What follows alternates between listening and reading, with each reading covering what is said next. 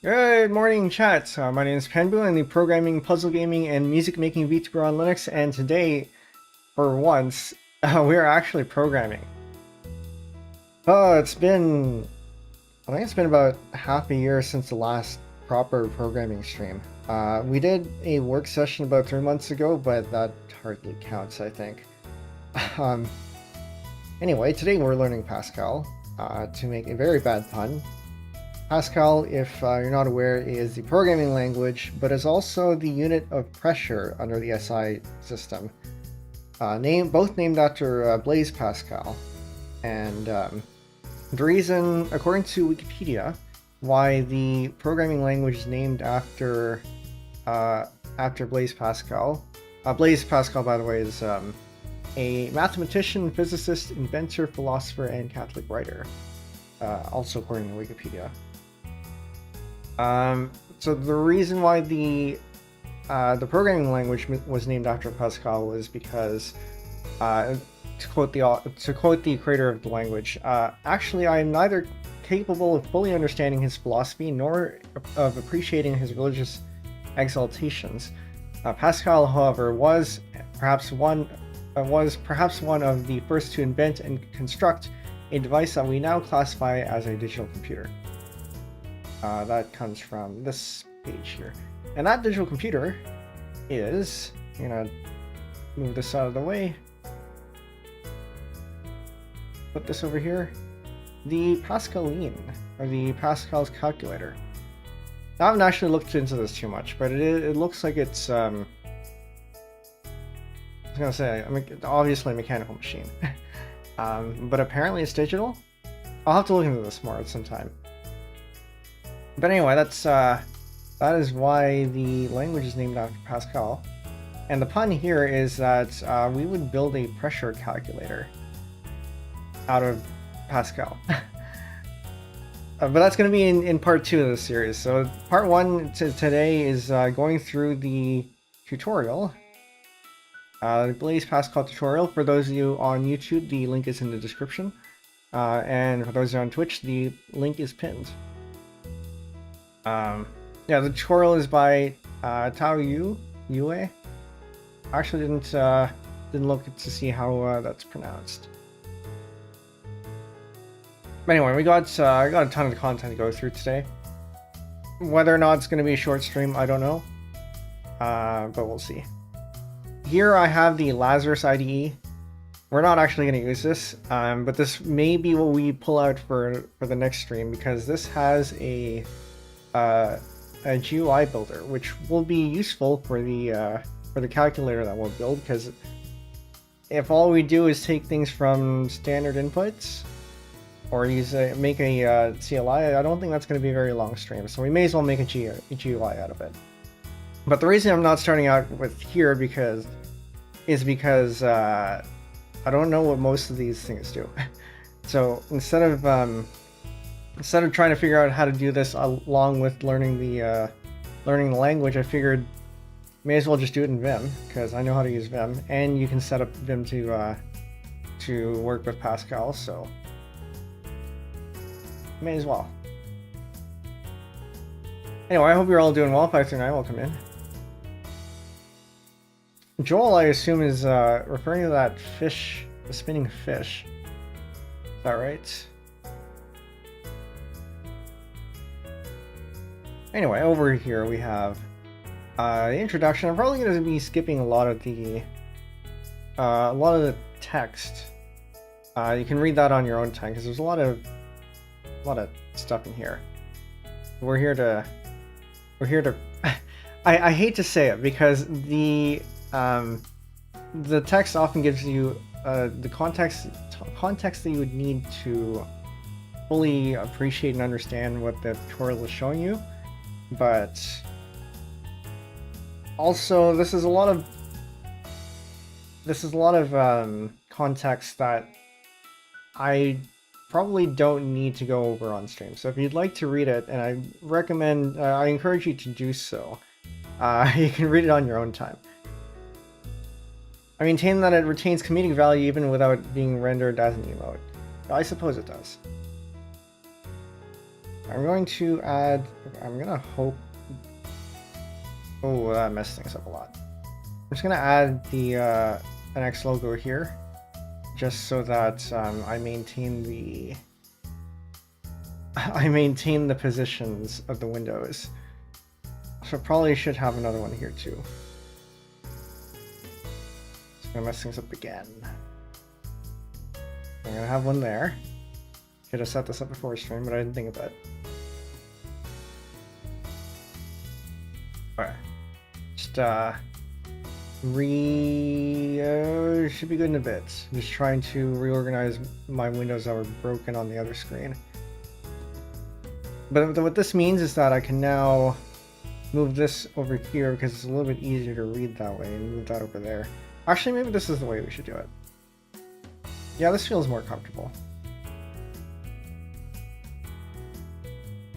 Okay. I'll find the rest of my windows again. Okay, there we go. Which is a little bit unfortunate because I was covering the sidebar earlier, but now I'm not. And the sidebar was free space. Oh well, it's fine. We can always move this over once we move to the code anyway. Code on right half means that the line you write starts in the middle of the screen. Yeah, that's another thing. But at least when we're reading, well, we can figure this out during stream because I can always move this over here. Actually, maybe I should just move my monitor so that it's a little bit more comfortable to look at that in that case. Because we can do this. Because we do have to look at the text here. Okay. Well, that's fine. So introduction gives a little bit of an overview of the history of Pascal and what it's gone through. I don't think we need to go through that to really learn the language, but again, worth looking over when you have time for yourself. Computer languages and compilers. We have machine language, assembly language, and high-level language. Pascal is a high-level language. It gets translated to machine language when you compile it. Then the computer actually runs the machine language. I have here freepascal, FPC. There are other compilers out there like tPenguinLTG, I think that was the classic one. Delphi. I thought I'd mention it here. Yeah, so Delphi, which is another popular one. There was a Borland. No, Borland was for C. Yeah, so tPenguinLTG, Delphi were the two big ones, and now we have as free options, as boss options, GNU Pascal and freepascal. With the more popular one, I think, being freepascal, and that's what I'm using today. And freepascal also aims to emulate some of the more classic compilers too. Which, by the way, the reason why we're doing this now is because Mario, the pen game that we played about 10 days ago, that one was written in tPenguinLTG, or for tPenguinLTG. And I mentioned doing this pun in that stream, and I figured, while it's still fresh, may as well go through it. Although the source code is available, I have not been successful in compiling it with freepascal. It errors out on the CPU on the CPU file. Okay, so hello world, because of course every programming tutorial is going to have to start with this.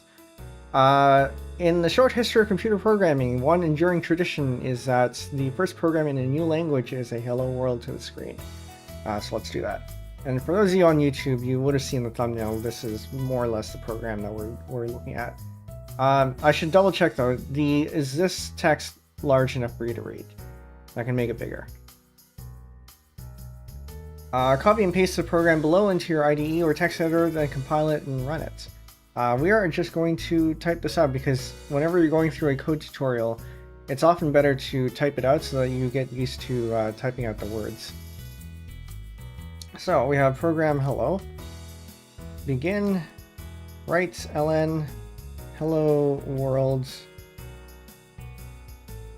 end, set Pascal. So a couple of things that I noticed here. We do have semicolons, which I've read that they're not, unlike in C where they're terminators, statement terminators, they're actually statement separators. And then interestingly, there's a period at the end of end here, and I suppose that perhaps is the terminator for the entire program. But we'll get there later, I guess. So we have this hello.ps. PS is the extension for Pascal. So I can do fpc hello.ps, and this should compile it. And then that gives us a hello executable right there, as well as an object file. So if you've ever worked with C or C++ or any language like that, these are pretty similar in terms of what you'd expect from that. So it's all the same stuff. We can run it by doing hello, or /hello, and then that gets us hello world. If you're running the program in an IDE, which we're not, you may see the program run in a flash and return to the IDE before you can see what happened. See the bottom of the previous lesson for the reason why. One suggested solution below, adding a read ln to wait for you to press enter before reading or for ending the program, would alter the hello world program to become this. Read ln being waiting for a line of input, I suppose. Write ln would also write the text plus a new line. The ln there stands for new line. What it said in the previous one, at the bottom, with programs that don't expect user input, you'll see the program flash on a black screen, but the program completes in the blink of an eye and you return to IDE without seeing the results of your work. That's probably why. Although I'm sure, I didn't really look at Lazarus too much, but I'm sure there's an output window somewhere that you can see the output of. Alright, moving on. Pretty easy so far. Basics 1A, program structure. The basic structure of a Pascal program is program, and the program name, and then some file list. Const, some const declarations. Type declarations. Var, some variable declarations. Subprogram definitions, and then begin, and end, and then executable statements in between. And then we have the dots at the end there too. The program statement is optional in freepascal. The elements of a program must be in the correct order, though some may be omitted if not needed. Here is a program that does nothing but has all the required elements. Program do nothing, begin, and end. So being optional in freepascal suggests to me that it's not always optional in other compilers, so it's probably best to keep it in there. Comments are portions of the code which do not compile or execute. FreePascal supports two types of comments, freeform and line-based. Freeform comments either start with a open parenthesis star and end with a star or close parenthesis, or more commonly start with a left brace and end with a right brace. You should be careful if you nest freeform comments, as they may yield an error. For example, this. Will, depending on the compiler, either be accepted or yield an error because if the compiler does not allow nested comments, it matches the first opening delimiter with the first ending delimiter, ignoring the second opening delimiter, which is between the first set of comment markers, which means everything after the first closed delimiter is treated as code. If there was nothing but blanks there, the second closed delimiter is not recognized and throws an error. So this behavior is pretty similar to most C-like languages, where if you have multi-line comments, they can't nest. And as soon as you see the closing delimiter, anything else is treated as not a comment. The second open delimiter starts a nested comment. Everything up to the next closed delimiter is in the nested comment, then the last closed delimiter closes the comment. And so this is similar to, I think Lua has nested comments, and I think Lisp and derivatives also have nested comments. These are, I mean, nested comments can be useful in some cases.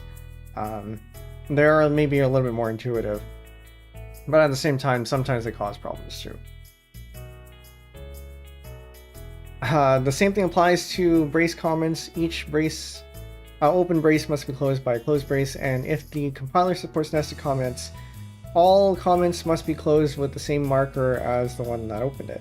So if you have code consisting of a left brace inside of the other comment markers, or the other way around, it will cause an unexpected end of file error because the inner comment was not closed. And I suppose this is one of the reasons why it might be problematic. Rust has them. Okay, good to know. Usually best to use one type of comment exclusively and save the other for when you want to mark off a piece of code you temporarily don't want to use, like this. So what I've read and what this mentioned was that the braces are a lot more common these days for comments, so we'll probably start using that one. Which makes me wonder, because the as subtitle format also uses braces, and anything inside braces that aren't override tags are ignored, can you maybe do some sort of polyglot markup with AS and Pascal? No. Problem with comment markers is one reason why many languages offer line-based commenting systems. So yeah, some compilers do support the line-based commenting system, being the / imported from C++. freepascal is one of them. When two slashes appear other than in a quoted string or a freeform comment, the rest of the line is ignored. Most compilers support the brace comments. Commenting makes your code easier to understand sometimes. Often used to take problematic code out of actions, commenting out code. And so this is where having two nested, or rather two syntaxes for multi-line comments comes in handy, because, well, maybe much less these days with better editors, but for example, if you have codes that has say some comments embedded in them, you can use the other construct or the other syntax to comment that out like that. Interesting that that doesn't recognize. Anyway, or in other languages where, say in JavaScript, the common way to do it, if you're going to be commenting out code and you have a decent editor, is to just use single line comments everywhere. If you don't have a good editor, then multi-line comments are the way to go. White space ignored by the Pascal compiler unless they are inside of a literal string. However, to make your program readable by human beings, you should indent your statements and put a separate statement, or put separate statements on separate lines. Yeah, that's just a basic code style. Identifiers. And so this is where we get to things like variable names. Identifiers are names that allow you to reference stored values such as variables and constants. Also, every program must be identified by an identifier. Rules for identifiers must begin with a letter or an underscore, and can be followed by 0 or more letters, digits, or underscores.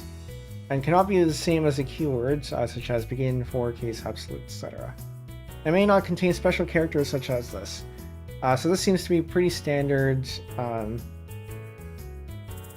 I see actually, I don't see any Unicode support here.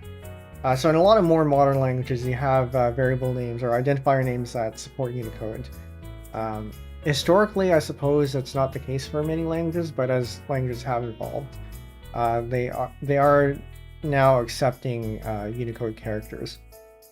But in terms of things like C, like this is pretty similar to the rules you get in C. And I suppose that makes sense because C and Pascal both come from Algol, and so they do have a shared root. C being a little bit more indirectly coming from Algol. Reserved words, all of these, and then there are specific reserved words for specific IDs and compilers. Freepascal included. Also, Pascal has several predefined identifiers. You can replace them with your own definitions, but then you'd be deleting part of the functionality of Pascal. Kind of reminds me of JavaScript and undefined, because undefined you can technically overwrite.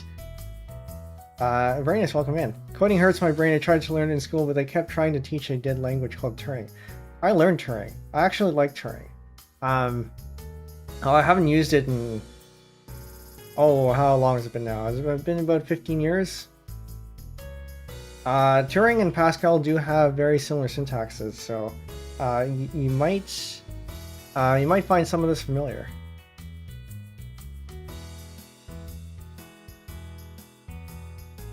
Pascal is not case sensitive. My program, and my program, all in different cases, are equivalent. But for readability purposes, it is a good idea to use a meaningful capitalization. And if you ever heard of Pascal case, so you have camel case, snake case, Pascal case, screaming snake case, kebab case. So all of these conventions for variable naming, you notice one of them is called Pascal case, and this is because this is the leading convention used for identifiers in Pascal. Now, considering Pascal isn't case sensitive, I suppose that means you can use any of these without it particularly mattering. Or, you could just have it be all lowercase too. But yeah, so Pascal case is the one that is the most used. Glenn, welcome in. Once upon a time, I took one class of Pascal. I'm surprised that they teach that. Because to be honest, I don't know of many programs out there that use Pascal. Well, that's not true. I do know a few, but I don't see it as being something that's very widely used.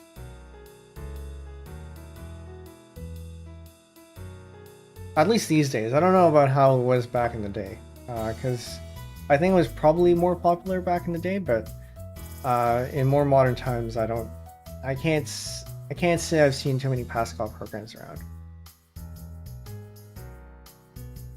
There are two possible methods you can choose to apply your identifiers: camel case and underscore as space. Except this is not a camel case, this is Pascal case. The difference between camel case and Pascal case is that in camel case the first letter is lowercase, and then Pascal case has the first letter is uppercase. Camel case, as it appears, means the separate words in an identifier are capitalized so that you have new person or new person instead of new person. All lowercase. Using underscore as space means you separate words in an identifier with underscores. So this is the leading convention, I think, in C and Python. So you have new underscore person instead of new person. Or you can combine the two so that you have new underscore person with capital P, or new underscore person also with capitals instead of new persons. This one's kind of strange. I probably wouldn't do this. Identifiers can be any length of... Okay, so this is a weird part. Identifiers can be any length, but many Pascal compilers will only look at the first 32 characters or so. That is, this and this, where they share the first 32 characters, are about the same, or may be treated equivalently. Because the differences begin in the 33rd character. Pre-Pascal limits identifiers to 127 characters. So this would be kind of funny to exploit. Possibly. Glenn, I don't really know how widely it was used. It was just something taught by fellow college students, an informal thing. I see. But yeah, as I was saying earlier, Turing was based on, at least heavily inspired by Pascal. Was taught in some schools as a teaching language. So I have some experience, or some of this is going to look familiar to me. I have since forgotten everything, well, understandable. This is extremely generous. The original Pascal compiler for the CDC 6000 mainframe only knows the first 10 characters of an identifier. This is this is very foreign to me, but I guess it makes sense. This was because the CDC had a 60-bit word, and by using 6-bit characters, all uppercase letters plus digits and some punctuation, an identifier could fit in one word. You could have more than 10 characters in an identifier, but the only first 10 counted. So this is obviously a very long name, and this is obviously an even longer name, would be considered the same. To make your code compilable by all compilers, use a reasonable length for identifiers up to 15 characters. That way you'll save on typing. Well, joke's on you. Autocomplete is a thing now. But yeah, still, I guess, if there are compilers that don't go past the first 32 characters, it's probably best to limit yourself to under that. Well, it's a good idea to make identifiers be mnemonic. I'm gonna move this so I don't have to move my head here. Yeah, it's probably a little bit better. My identifiers being mnemonic with the use of longer names. There is nothing wrong with using very short identifiers in specific uses. It's extremely common to use I, J, and K as a control variable in a for loop, as is convention. I know there were some people who were advocating using using longer names and more descriptive names for loop variables, but unless you have something that's not an index, I think convention might trump that. Isabel, welcome in. Yeah, we're just going over the Pascal compiler, or Pascal tutorial, linked over in the description on YouTube and the pinned in chat on Twitch, so we can make a bad pun. But we're not making the pun today. That'll be in a future stream. Constants. Constants are referenced by identifiers and can be assigned one value at the beginning of the program. So this kind of reminds me of the way the, I guess, code is actually laid out in memory, where you have values and constants up at the start, and then you have the actual program code afterwards. Jellycode over on Twitch chat, and I think I might have missed that earlier. Turing the program with draw.mapleleaf. Yes.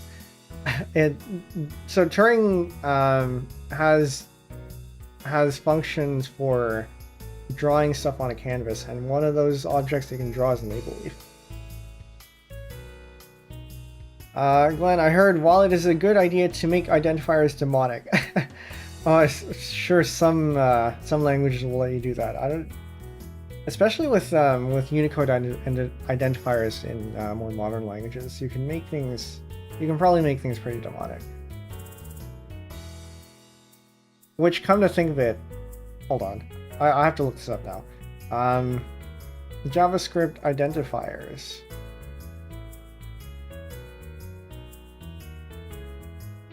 This is what I'm looking for. Can you do? Where's your thing? Hold on. There is a box somewhere here. Here it is. The variable name validator. Greek question mark. Oh, too bad, it's not a valid identifier. So the Greek question mark looks like a semicolon. So if that was a valid identifier in JavaScript, you could do some interesting things with that. But anyway, if you'd like to play around with this one here, there it is. Then I'm heavily lagged because my computer is taking its sweet time to close Thunderbird. Yeah, I think I was having some problems with Thunderbird the other day, yesterday. For some reason, it was taking a lot of resources, so I restarted it. I think I have to do that once in a while with Thunderbird and Firefox and whatnot. Firefox, so I tend to go about processes and just shut down the tabs that are using multiple, or about a gig worth. Anyway, we can put this back here. Constant, whether a scalar, a record field, or an array subscript, may be used in place of a literal of the same type, or may be used anywhere. A variable may be used with two exceptions. They cannot be used as the target of an assignment statement. It makes sense, it's a constant. And they cannot be passed as a var parameter in a call to a procedure, function, method, or property. So I guess this is... I don't know how low level Pascal gets in terms of things like pointers, but I suppose what this means is that, or pointers or references rather, but I suppose what this means is that if the function can change the variable that's passed into it, and you can assign to it or whatever, it means that you can't pass a const to it. So similar to how const works in C and C++, I guess. Scalar constants. Scalar constants are defined in the const section of the program. So const identifier and then the values. For example, let's define implicitly some constants of various data types. So we're gonna try to type these out.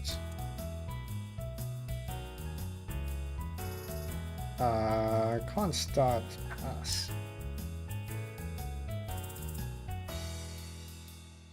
So we have the, as we recall earlier, we have const as a section of the program here.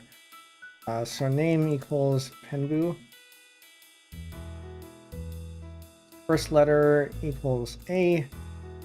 Year is equal to 2025.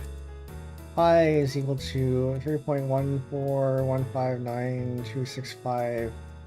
Whatever, I'm just gonna leave it there. Using NCSA Mosaic. Oh, how old is this? I guess 1997. False. NCSA Mosaic is a browser that predated Netscape. And Netscape is a browser that predated Firefox. So that tells you how old this is. Note that in Pascal, single characters are enclosed in single quotes or apostrophes. This contrasts with newer languages which often use or allow double quotes or here dot notation. So what's this? Why is that? Standard Pascal does not use or allow double quotes to mark characters as strings. Okay, so interestingly, Standard Pascal recognizes only single quotes. So I wonder what the double quote is used for then. This is, I suppose, fine. I was going to say fine. It's somewhat familiar to me in that PHP and JavaScript also accepts single quotes as string delimiters. And in JavaScript, one of the leading style guides, even though I don't tend to follow it, or I mean sometimes I follow it, I got very used to using single quotes at work because that's what we had done. And so for Node codes, you do tend to use single quotes, from my experience. Constants are useful for defining a value which is used throughout your program, but may change in the future. Instead of changing every instance of the value, you can change just the constant definition. Node code specifically. Yeah, so the leading convention that I've found in Node code specifically is single quotes. And in part that is exemplified by the nodes, what is it, the node runner? Runner is not the right word. Interpreter. Yeah, so the node interpreter uses single quotes when it outputs strings. So for example, if we put this in double quotes, right, this spits it out in single quotes. So this suggests that the convention in Node is to use single quotes. Whereas if you do this in the browser, I'm going to move that over here and maybe make this a little bit bigger.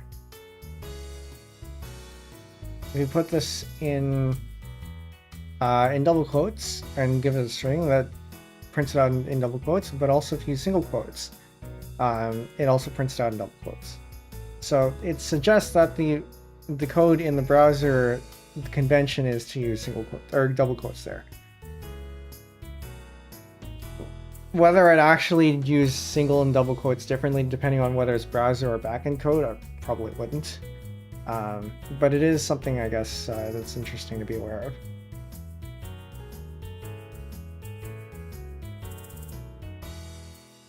Type constants force a constant to be of a particular data type by defining it explicitly. For example, a real is equal to 12 would yield an identifier a which contains a real value 12.0 instead of the integer value 12. So real here being what's the equivalent data type in C? Float? It'd be sort of like a float in C. Although I don't know, because float is a very specific thing and with a very specific definition. IEEE something something. I don't know what reals are in Pascal. I would have to assume that they're very similar, but yeah. So I guess this is the point here is that you can have decimals in a real. This spell with a thorn. Actually, I guess if we spell with a thorn, it's this. Is cursed knowledge. So if you what was it? Was it F? I think it was F. So the th in this is actually the F and not the thorn.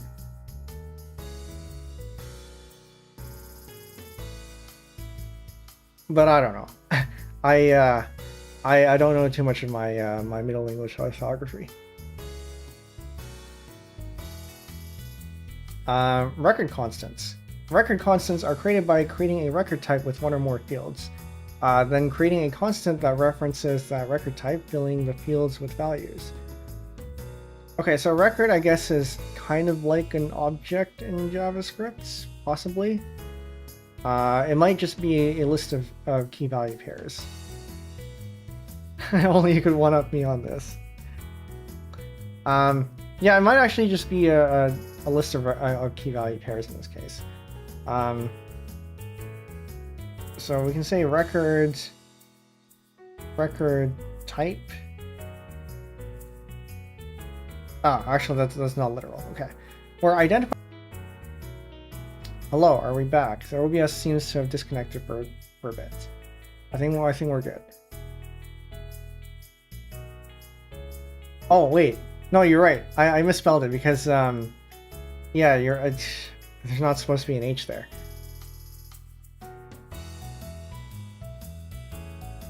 So yeah, FIS is the right way to spell that. You're correct. Okay. Identifier is the name of the record constant. Record type is the name of the record type used to describe this record constant. And field values is a list containing consisting of a field name from the record type referenced earlier, and a colon, and the value to be assigned to that field separated from the next field value pair by a semicolon. Let's try a simple example of a complex number constant. So for example, we have types, which go up here. Type complex equals records. RI real end. Is that end over here? Or is that... No. So I think this is end here. Oh, what's a good way to format that? Is it this? Is this a good way to format that? Because, yeah, you have this where you line everything up like that. I'm not a super big fan of that. This is probably okay.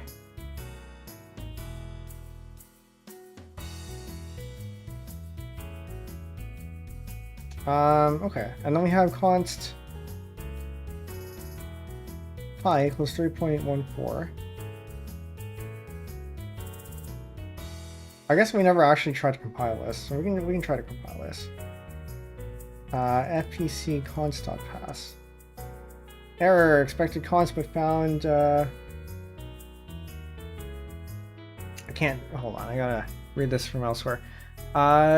Syntax error, semicolon expected, but const found, oh, I forgot the semicolon there.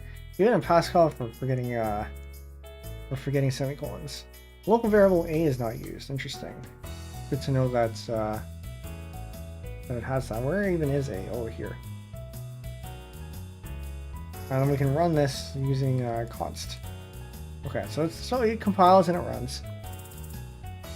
Looking a bit deeper, yeah, it seems like the real is implementation defined, so probably IEEE 754 realistically. Yeah, okay, that makes sense. I guess nowadays it would probably be that. On older machines, it might not have been that. Under here we already had pi. C1 complex equals... I feel like this should be... So is the convention here to use lowercase for types or uppercase? We're gonna say uppercase maybe. R is 3. Oh, is this more of a tuple? 1783.5. So what I'm getting at here, this is more of a tuple type then. Well, I labeled tuple, I guess. So this is kind of like, I guess this is like an interface of sorts. And then here you define your types for the individual entries of the record. Okay.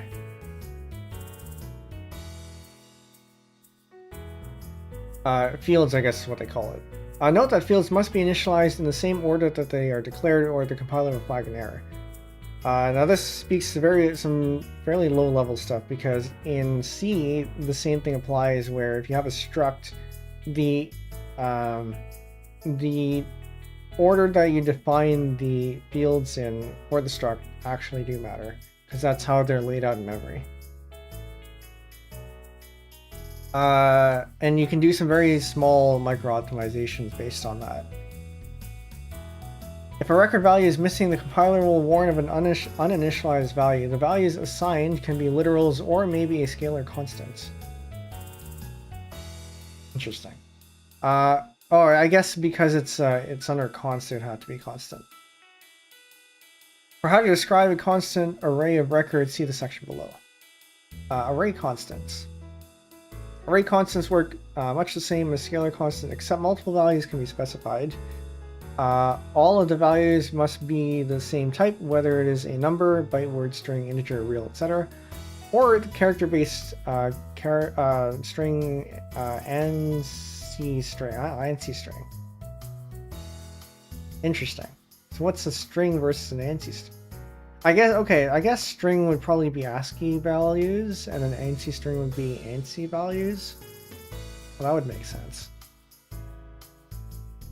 For one-dimensional array constants, the general format is const identifier array load a high value of type values. Interesting. So can you say something like 3 to 10? Ah, why? Instead of just starting at 0 like most other languages, or starting at 1 like Lua does. This is interesting. I can see how this could be useful, because then it means you can have some arrays that start at 0 for convenience, or start at 1 for convenience, or things like that. Lua and Fortran, yeah, Fortran does too. Chapter on records uses uppercase for examples, but doesn't prescribe anything. Yeah. And it's a little bit inconsistent too. But, you know, then again, Pascal being a case-insensitive language, you can really, you know, mostly get away with anything. Where identifiers name an array, low value is the lower bound of the array, high value is the upper bound of the array. Type is the type of value stored in the elements of the array. Char, integer, real, string, etc. By the way, I know a lot of people say char. It's short for character, so I use the hard C. Values is a list of values with each item in the list separated from the next item by a comma. So as opposed to a record which is labeled, you have an array which is not labeled. Both of them are apparently still ordered though.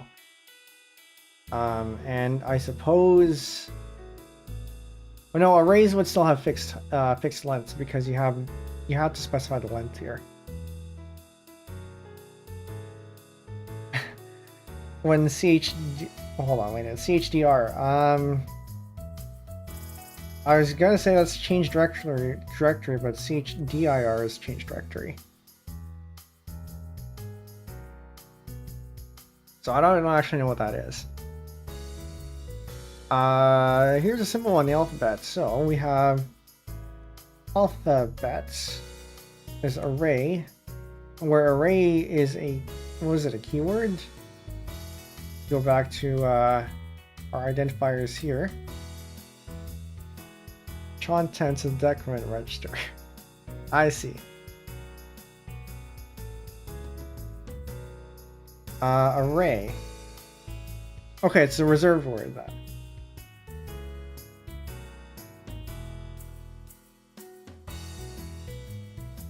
Where are we? The 2 rules to remember, as we said before, all values. Actually, we're going to try this out. So 126 car equals. And so I guess it's convention to use, because this looks like Lisp indentation, where instead of C style indentation where you'd have this, you'd have Lisp style indentation where you would basically ignore that the parentheses exist. A, B, C, D, F, G, H, I, J, K, L, M, N, O, P, Q, R, S, T, V, W, X, Y, Z, where we can do this. Hold on. We can do this and then surround that by that. And we have this at I.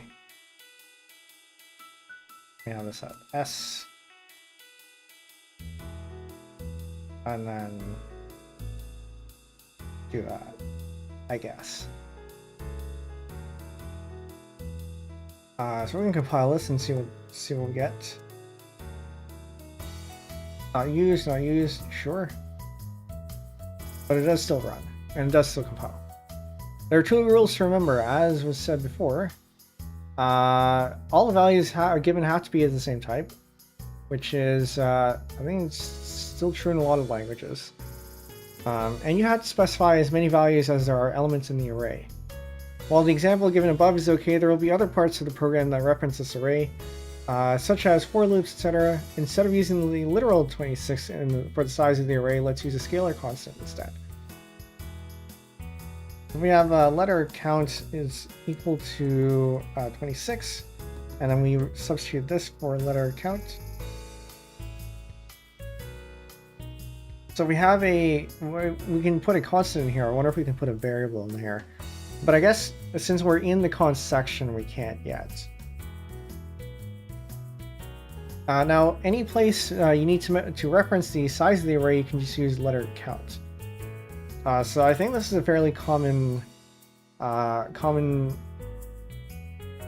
words, a common technique in something like C, where you have to have the size of the array. Here's a more interesting example. Well, obviously though, if this was anything other than 1, then it would not be the correct count, and you'd have to calculate that.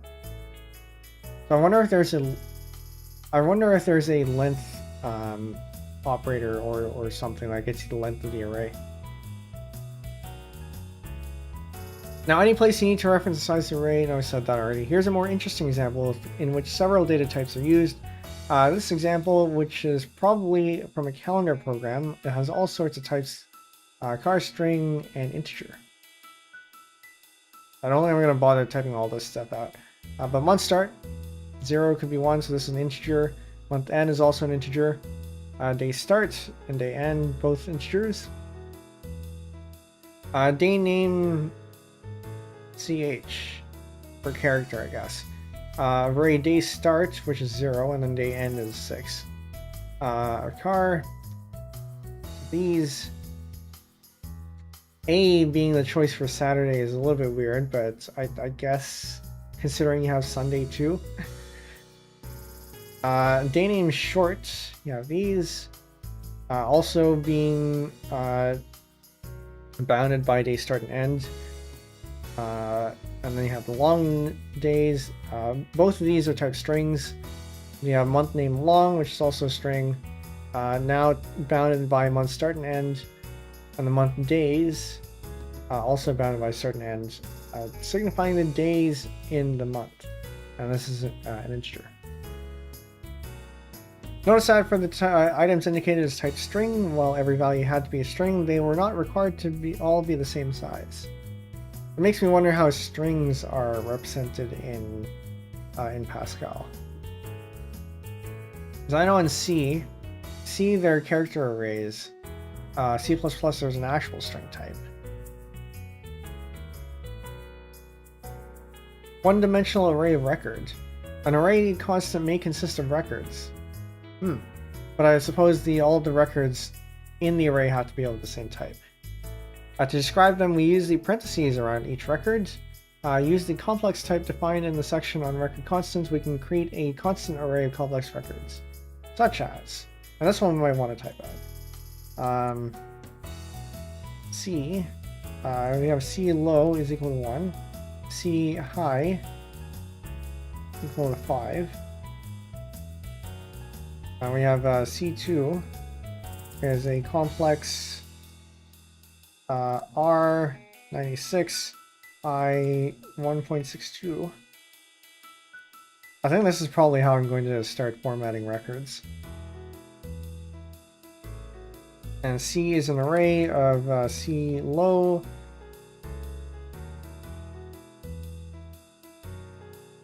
Okay.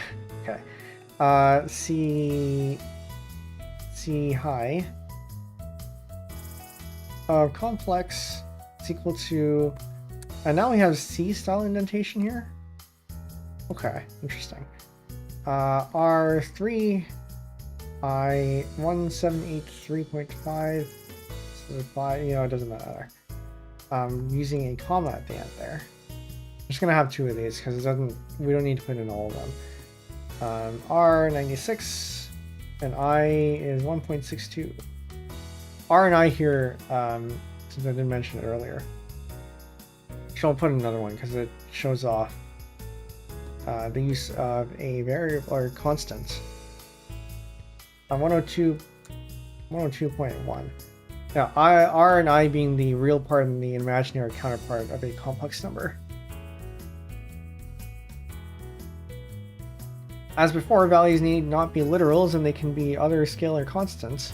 Also, values must be given in the same order as defined in the record. You know, I do wonder if you can have nested records in this case. Can you have self-referencing records? That one might be an interesting one. I would assume that you probably could, considering that you'd have to make some way. You'd have to have some way of being able to make a tree where you have a nested list of nodes. Now for a more unintentional complex example, we use an enumerated type and a set to define a record constant array. Whoa, you haven't you have not introduced enumerated types, but okay, enums. Month is equal to January, February, or whatever. I'm not gonna add the rest of those. So I guess here we have enums, where you have a list or a set list of types that are all related, and you've given them names. In TypeScript, they all end up being numbered internally. I think C might also be similar, or is it Java? Java has enums. Yeah, anyway, something like that. Other languages have enums, and they all work. At least the C type ones all work fairly similar. I do wonder about this though, because this then it means that we have it lets us use an enum, an enumerated type as the bounds of the array. So what I'm getting here is that enumerated types are ordered, and you can use this as the start and this is the end. Okay. Now each month is a record, name, short string, count, integer, where you have this this structure here. Take notice of how the items are delimited, separated. Elements in the record are delimited by semicolons, while commas delimit elements of the array. Elements of the record are delimited by semicolons. Okay, so there's a semicolon here, but the arrays are delimited by commas. That's I would say this makes sense, but also it does feel a little bit inconsistent. But also TypeScript kind of does that too in some sense. Well, interfaces, well, actually you can use a comma or a semicolon, but usually I see semicolons for the fields of an interface. Oh yeah, this is interesting. I wonder why this is. Two-dimensional array constant. As used in the example of array of record, two-dimensional arrays are described by encapsulating each of the second dimension in parentheses. To make it easier to understand, the entries in the array have been identified by number, e.g. 13 is the first row, third column, while 21, I guess it would be 1, 3, while 21 is the second row, first column, here's the format. Okay, so what I'm seeing here is that this is the first dimension, and then use a comma to separate out multiple dimensions. And so this is an array from index 1 to 2, and then inside of each of those is an array of 1 to 3. And then in the three-dimensional version, you have further nesting where you have an array of 1 to 4. Three-dimensional arrays are rare. You might never use one, but you should know how to construct a three-dimensional constant array if you need it again. Each level array is encapsulated by parentheses. Here's three-dimensional constant array, and the values represent their positions in the array.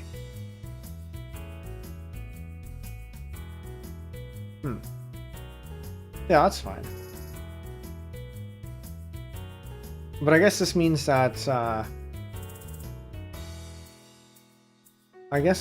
everything inside still have to be integers. So you can have dimensions of arrays, and then you have at the inside you have you have this type here. I believe Java enums aren't actually disguised integers. Each variant is an instance of a class with no instance members. Interesting. It's been a while since I've touched Java, and particularly enum, so I'll take your word for it on that.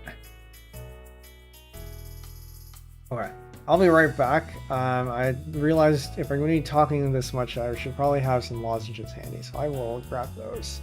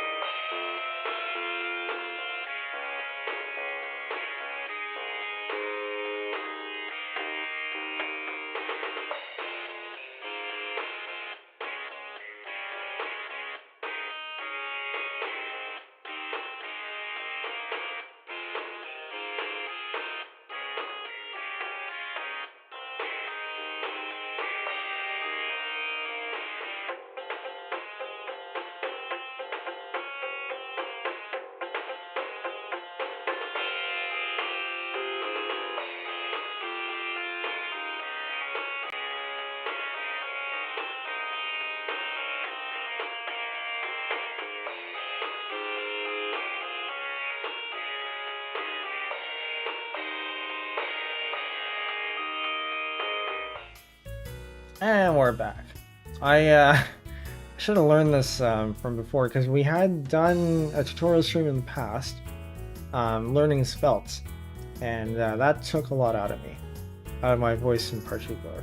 But that was also when I was still fairly early into streaming, so I should probably be able to last longer this time.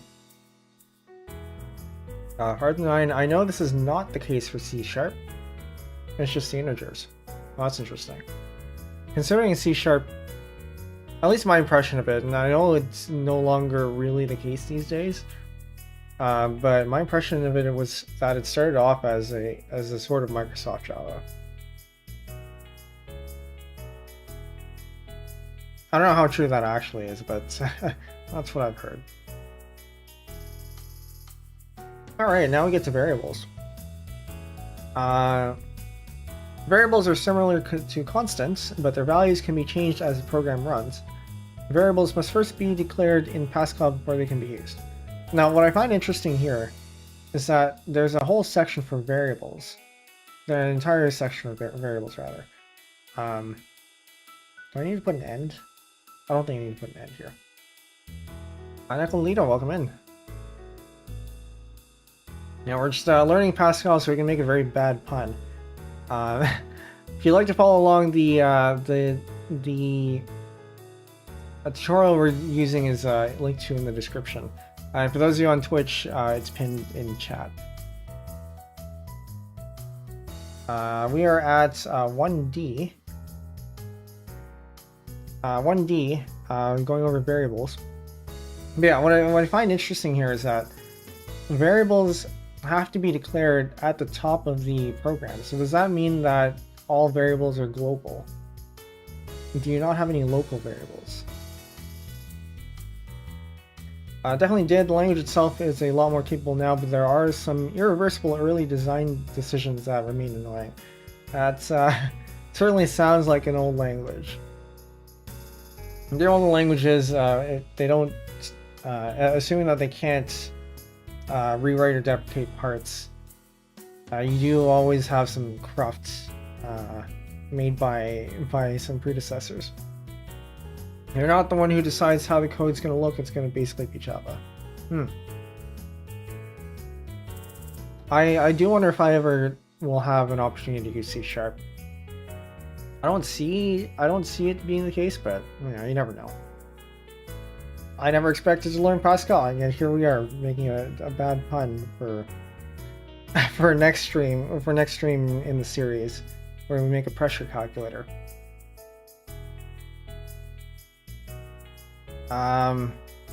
Anyway, so the variables seem to be similar to the constants in that they're also identifiers with a data type. And it seems like we actually have to specify data type here, because otherwise it doesn't have any way of knowing what should be in the variable. Whereas in the constant case, because you have to supply a value, it can infer what that value is, or rather the type of that value. Identifier list is a series of identifiers separated by commas. All identifiers in the list are declared as being of the same data type. Identifier list. So then I guess that's the case, for example, like the record here, where you have two identifiers and then you can label them with a single type. So I guess it'd be something like, do we have a... So like A, B of type integer. So something like this. I think we already, we can't use A because we already used A up there. We already used C too. Let's try to make this X and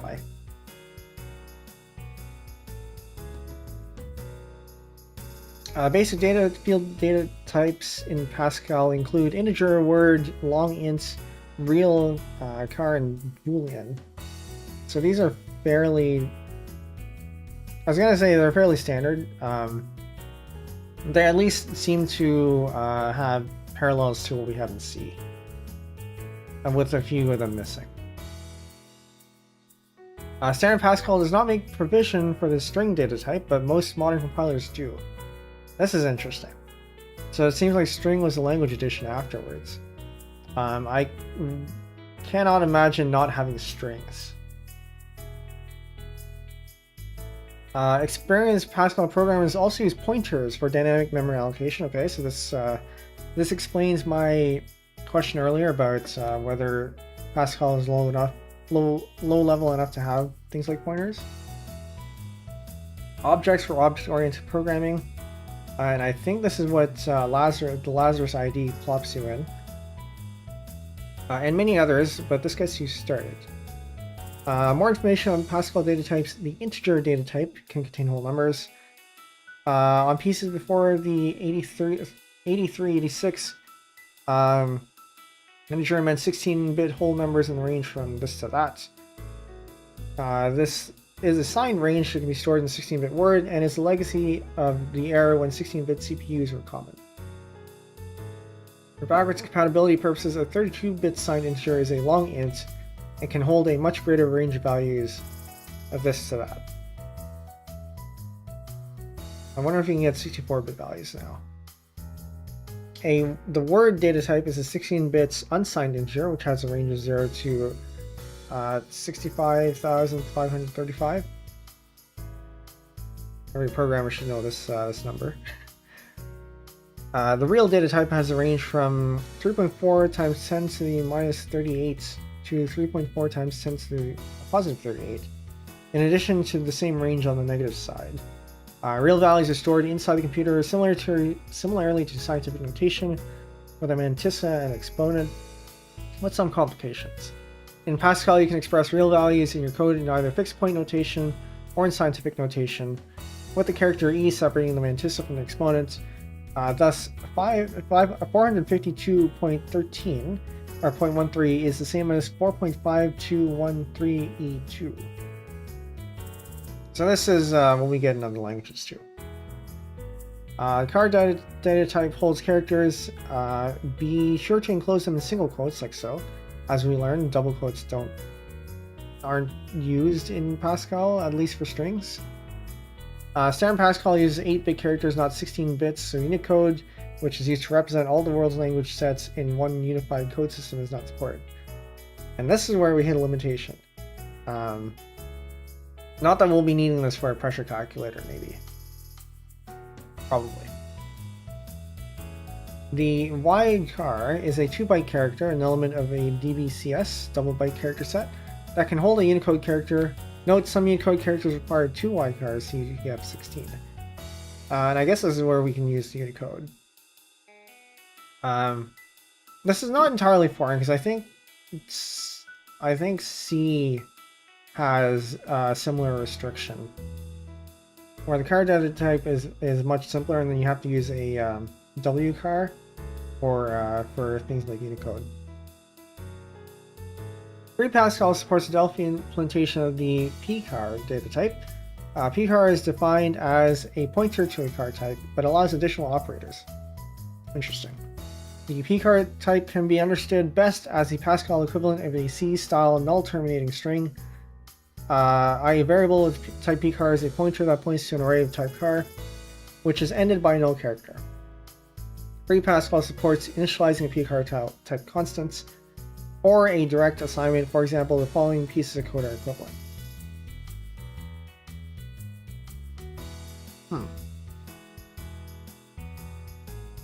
So I wonder what use this would have.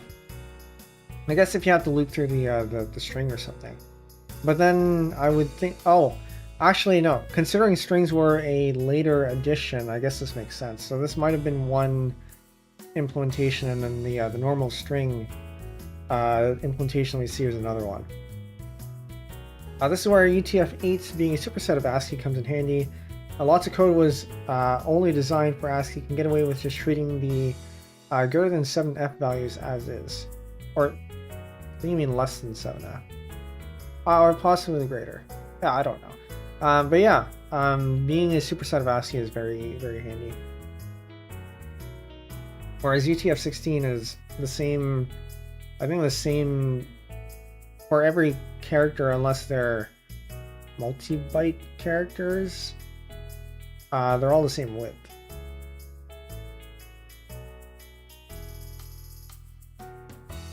Where are we? I meant greater than as in the non-ASCII bytes. Okay, yeah. Makes sense. So yeah, as long as you don't try to split your code points in the middle, I guess it's fine to do that.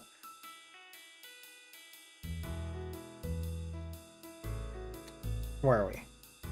Freepascal supports the string type as is defined in TurboPascal, a sequence of characters with an optional size specification. It also supports ANSI strings with unlimited length, as in Delphi, and can be declared as.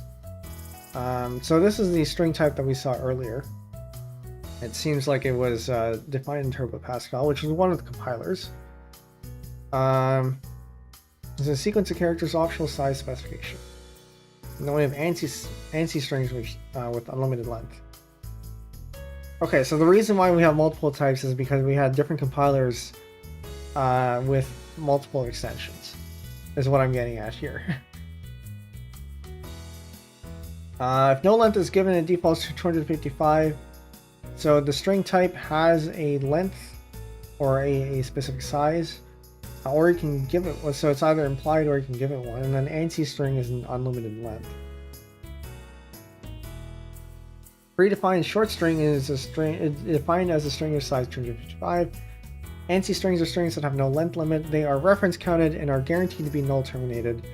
Internally, an ANSI string is treated as a pointer. The actual content of the string is stored on the heap. As much memory is needed to store the string constant is allocated. This makes sense. You don't know how large the string is going to be put on the heap, because otherwise you might run out of space in your code area or the stack. So those of you who are not familiar with memory layout, you have two places for data to go. You have either the stack or you have the heap. The heap is where you tend to put large memory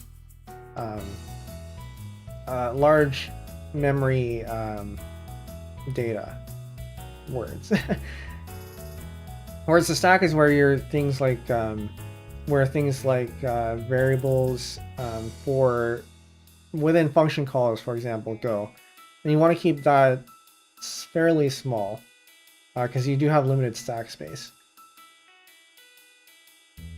UTF-16 being fixed width is false advertising. Only basic multilingual plane fits in one code point.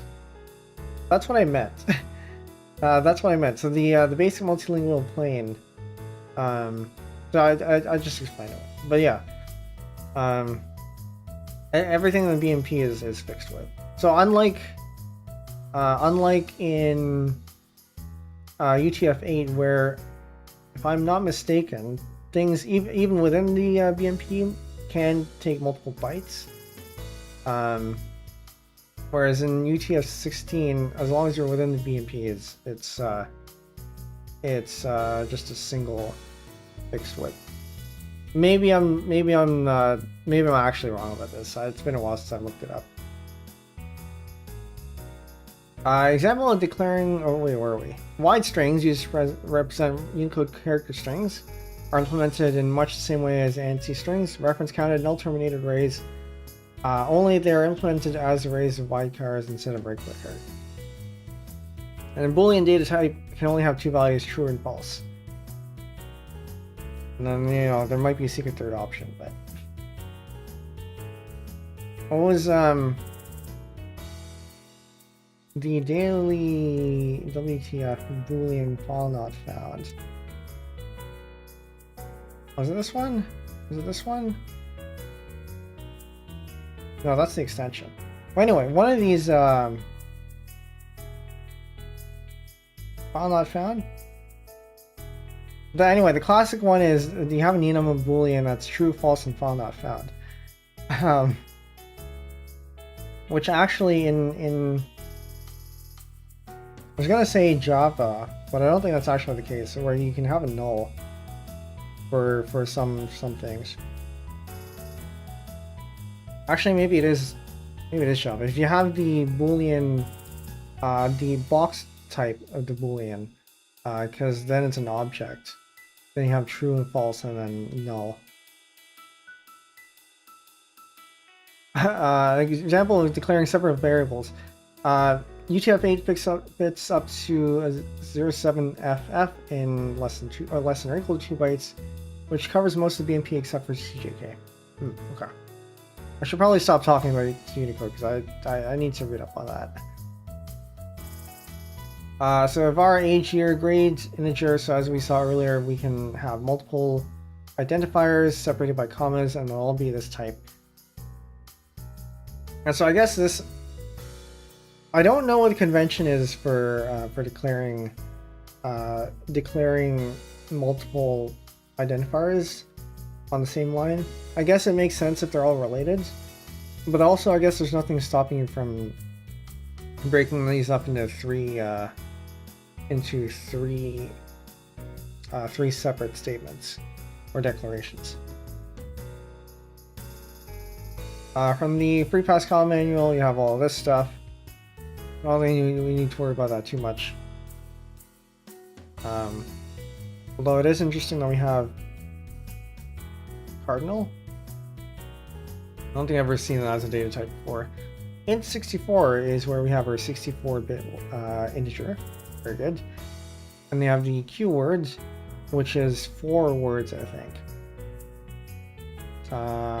Yeah, so you have 2 bytes for a word, which is your 16 bits, and then you have Q word, which is 4 times that. freepascal does automatic type conversion in expressions where different kinds of integer types are used, so this is good. Real is platform dependent. Single, double, extended, comp, and currency. Interesting. Lucio, welcome in, and Mr. E also welcome in. What are you making a pressure calculator for? Just the pun. Yes, it is purely for the pun. Yeah, Lucio, things are good. Had to step out a little bit just to get some water in the lozenge because we're going to be talking for quite a long time today, and there's a lot of material to go through. But yeah, there's a series on my channel called Cursed. I think it's currently called Cursed Programming. It should probably change to Cursed Coding, where we do crazy things. Like the first one we did. Actually, I can just pull this up. YouTube.com @PenbuVT, and then we go to the playlists. Go to Cursed Programming. This isn't technically part of the Cursed Programming set because we aren't going to do anything cursed today. But the first one we tried to do, I think it was Hello World with NPM packages only. Oh no, it was FizzBuzz. And then we programmed using no statements, and then the third one was everything was an object or anything derived from an object. So this falls in line a little bit with this kind of stuff. The goal is to, if you know Uwo's lab over on Twitch, twitch.tv Uwo's lab. The idea is to be a little bit like him in terms of programming stuff. Oh, he's actually live. Whoops. Maybe don't do that. Shout out. But he does some pretty crazy stuff on stream. And so the idea was that we do more programming stuff like that. Haven't done a lot of it though. But now that it's not my day job, I think I'm a little bit more okay doing this kind of stuff. Okay. So yeah, we don't really need to look at this here. No, for Windows 64 bits, non-Intel targets extended is an alias for double. Okay. And now we get to things that aren't types. Basic Pascal tutorial, chapter 1, assignment and operations. I can't read. Oh, by the way, for anyone who wants to follow along, the link over on YouTube is in the description, and on Twitch it is pinned in chat. 1E, assignment and operations. Once you have declared a variable, you can store values in it. This is called assignment. To assign a value to a variable, follow the syntax. Variable name : equals expression. Now this is in contrast to C-like languages where you have an equals sign for just a very simple equal sign for assignments. This here makes it clear that it is an assignment. Most like currency is just int64 divided by 10,000. That might be the case. I didn't look too closely. What are the advantages of this language? I have no idea. I don't know why you'd use Pascal. It was a fairly popular language back in the day, to some extent. I don't know why you'd use it now. I don't see a lot of programs use Pascal. I know some exist, but there are other languages that tend to be more used these days, just to be different. Yeah, I guess so. Or in my case, because that's the way the pun works. Pascal being the language of the programming language, but also the SI unit of pressure. So yeah, this is going to be a two-part stream, where the second part we're going to be building the pressure calculator using Pascal. Alright, 59, good night. Thanks for dropping by. So variable name is expression. Note that unlike other languages whose assignment operator is just an equal sign, Pascal uses a colon followed by an equal sign, similarly to how it's done in most computer algebra systems. This is maybe why they do it. And we mentioned Turing earlier, the programming language, and because Turing is I was going to say inspired by Pascal. I guess it has influence from Pascal. It has the same assignment operator. So the expression can be either a single value or it can be an arithmetic sequence. Like so. And so we can have this inside, so that's going to be within the begin and right. So we have, let's call these reals instead. I know our, actually no, we're gonna make a new file. We're gonna edit variable var.pass. So we have the program here, and then we have var, say some real, type real, and we have begin, and we have end,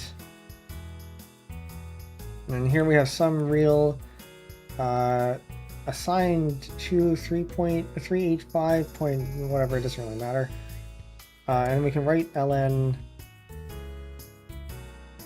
some real. Actually, I don't know what, again, this tutorial is a little bit inconsistent with the with its formatting. Pascal, from what I've seen, the Pascal convention is to do this Pascal case. We're gonna do that. We're going to FPC for bar.pass, the freepascal compiler. Then we can run that, and then we get this. Okay, very good. Or can be an arithmetic sequence. So if we do, I'm just going to go ahead and copy this. So math.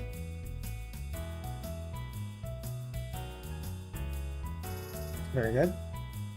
The arithmetic operators in Pascal are the plus, minus, star, slash, div, and mod. First four pretty self-explanatory. Div here being integer division, and the mods being the remainder division. So div is what you get if you divide and then you chop off the decimal places, and then mod is the same as the percent sign in some other languages. This gets you the remainder of the division. Div and mod only work on integers, so I guess they can't work on reals. Slash works on both reals and integers, but will always yield a real answer. The other operators work on both reals and integers. When mixing integers and reals, the result will always be a real, since the data loss would result otherwise. This is why Pascal uses different operators for division and integer division. 7/2 equals 3.5 real, but 7 div 2 equals 3, and 7 mod 2 equals 1, since that's remainder. So this is interesting because this means that these operators are type bound, whereas in something like Java, the results, so division there, for example, is the result depends on the type. So if you're dividing two integers, then the result is integer division. Whereas if you're dividing two floats, then you have real division. But it seems here that integer division and real division are two different things. And you have to keep in mind which one you're working with. Each variable can only be assigned a value that is of the same data type. It's pretty standard for type languages. Thus, you cannot assign a real value to an integer variable. However, certain data types will convert to a higher data type. This is most often done when assigning integer values to real variables. Suppose you have this variable declaration, some integer, some real. When the following block of statements executes, some int 375 and some real equals some int, we can try that out. Some int is an integer, and then we can have some int equals 375. It's going to take a little bit of getting used to. Some real, some int, and then we can write out some real. And we're also going to write out some int as well, just for comparison.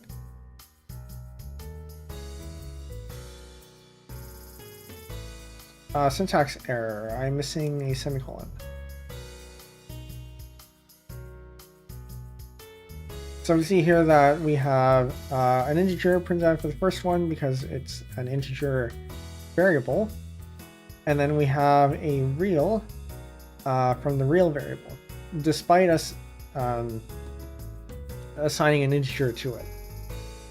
So in this case, the integer is being converted to a real.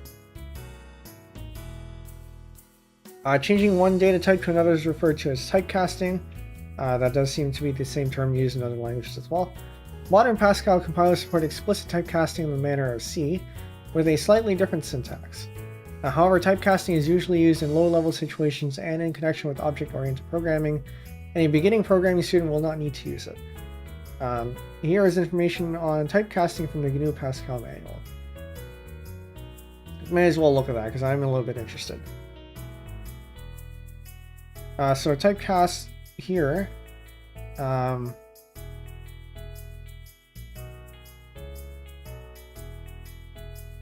Value typecasts. So I guess you say integer, so this is the type, and then this would be the value that you're trying to cast. So I guess in a way it's a little bit like the way the JavaScript does casting. Well, I guess in JavaScript it'd be coercion, whereas in C you do something like this.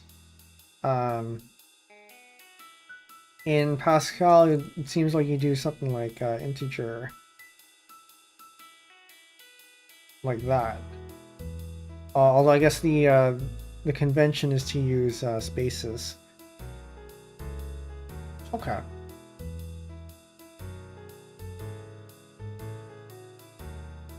Sure. We're probably not going to run into that, but it is good to know.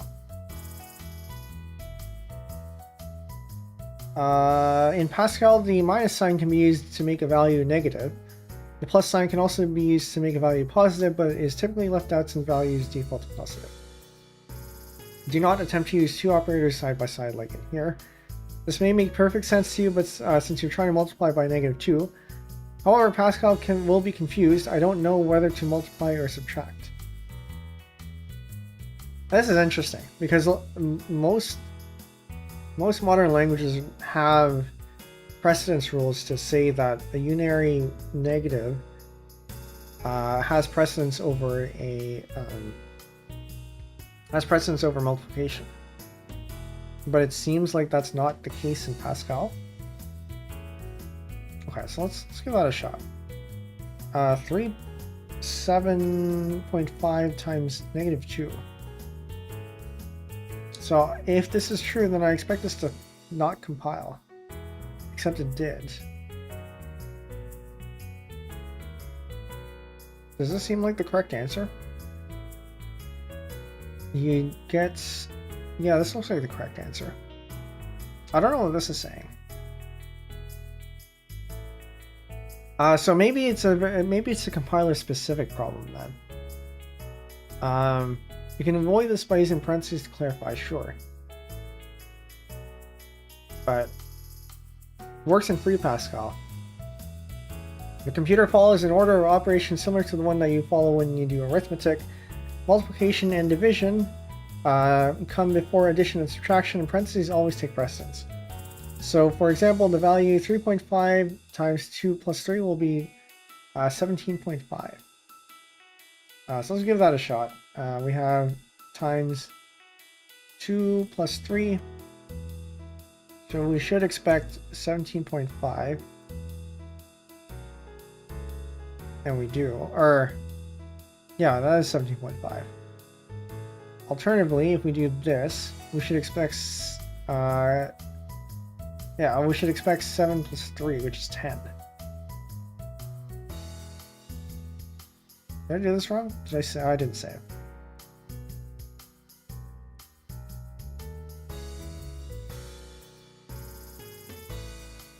That's 10. Yep. Pascal cannot perform standard arithmetic operations on booleans. There's a special set of boolean operators. Also, you should not perform arithmetic operations on characters. This sounds like a suggestion. I do want to try this out because I know in C booleans are basically 0 and anything else. Where they end up being 0 and 1. And also, I think JavaScript is also 0 and 1. So what if we do try to do false plus true? But turn these into integers.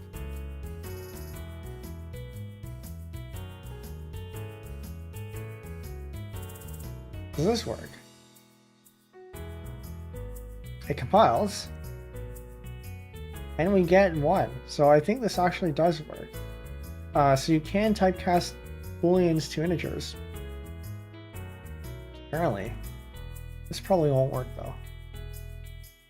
Fatal. Boolean plus boolean is not overloaded. Operator overloads. Ooh. Oh, okay. Interesting. So C++ has operator overloads, which means you can define plus to be to have different behavior depending on the two types that are given. So I guess this means if you can overload operators, you can define an overload for Boolean and Boolean, potentially. Also, you should not try to do arithmetic on characters. What does this print out? What if we put this here? Will this actually compile?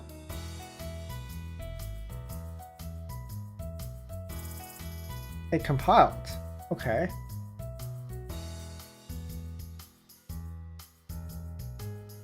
Oh, but these are strings. We probably have an overload for strings. So what if we do instead... Let's put some constants here. A equals... Is it equals for constants? Constants. I think it was equals for constants, yeah.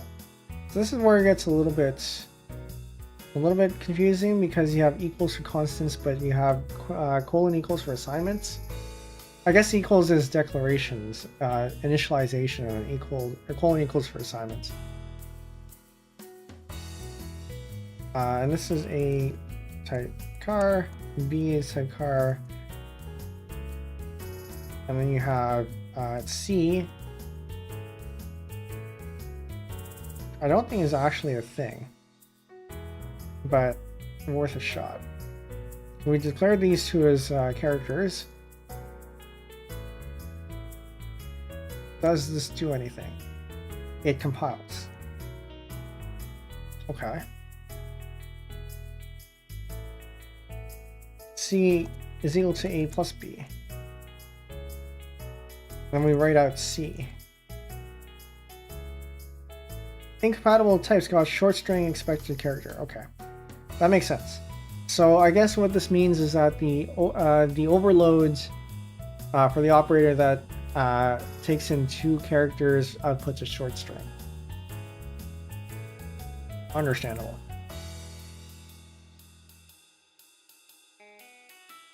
I'm a little bit curious as to what happens if we try to cast the character to an integer then.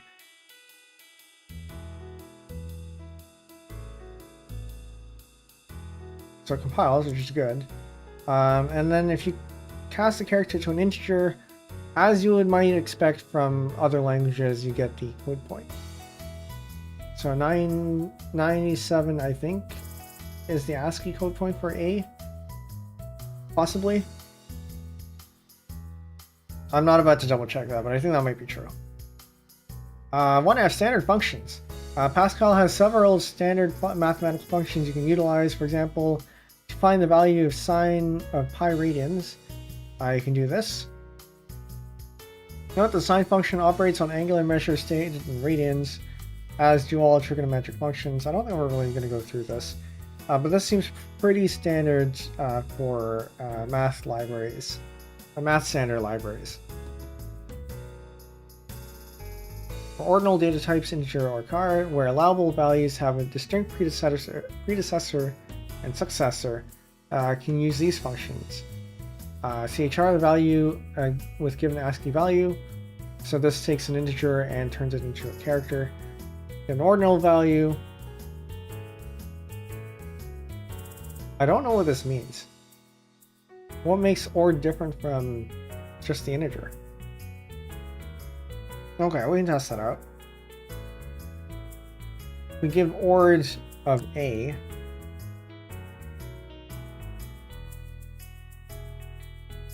Yes, that's 97. But then what? Oh, okay, I see. So I think these two. So for example, these are probably the reverse of each other. So if we have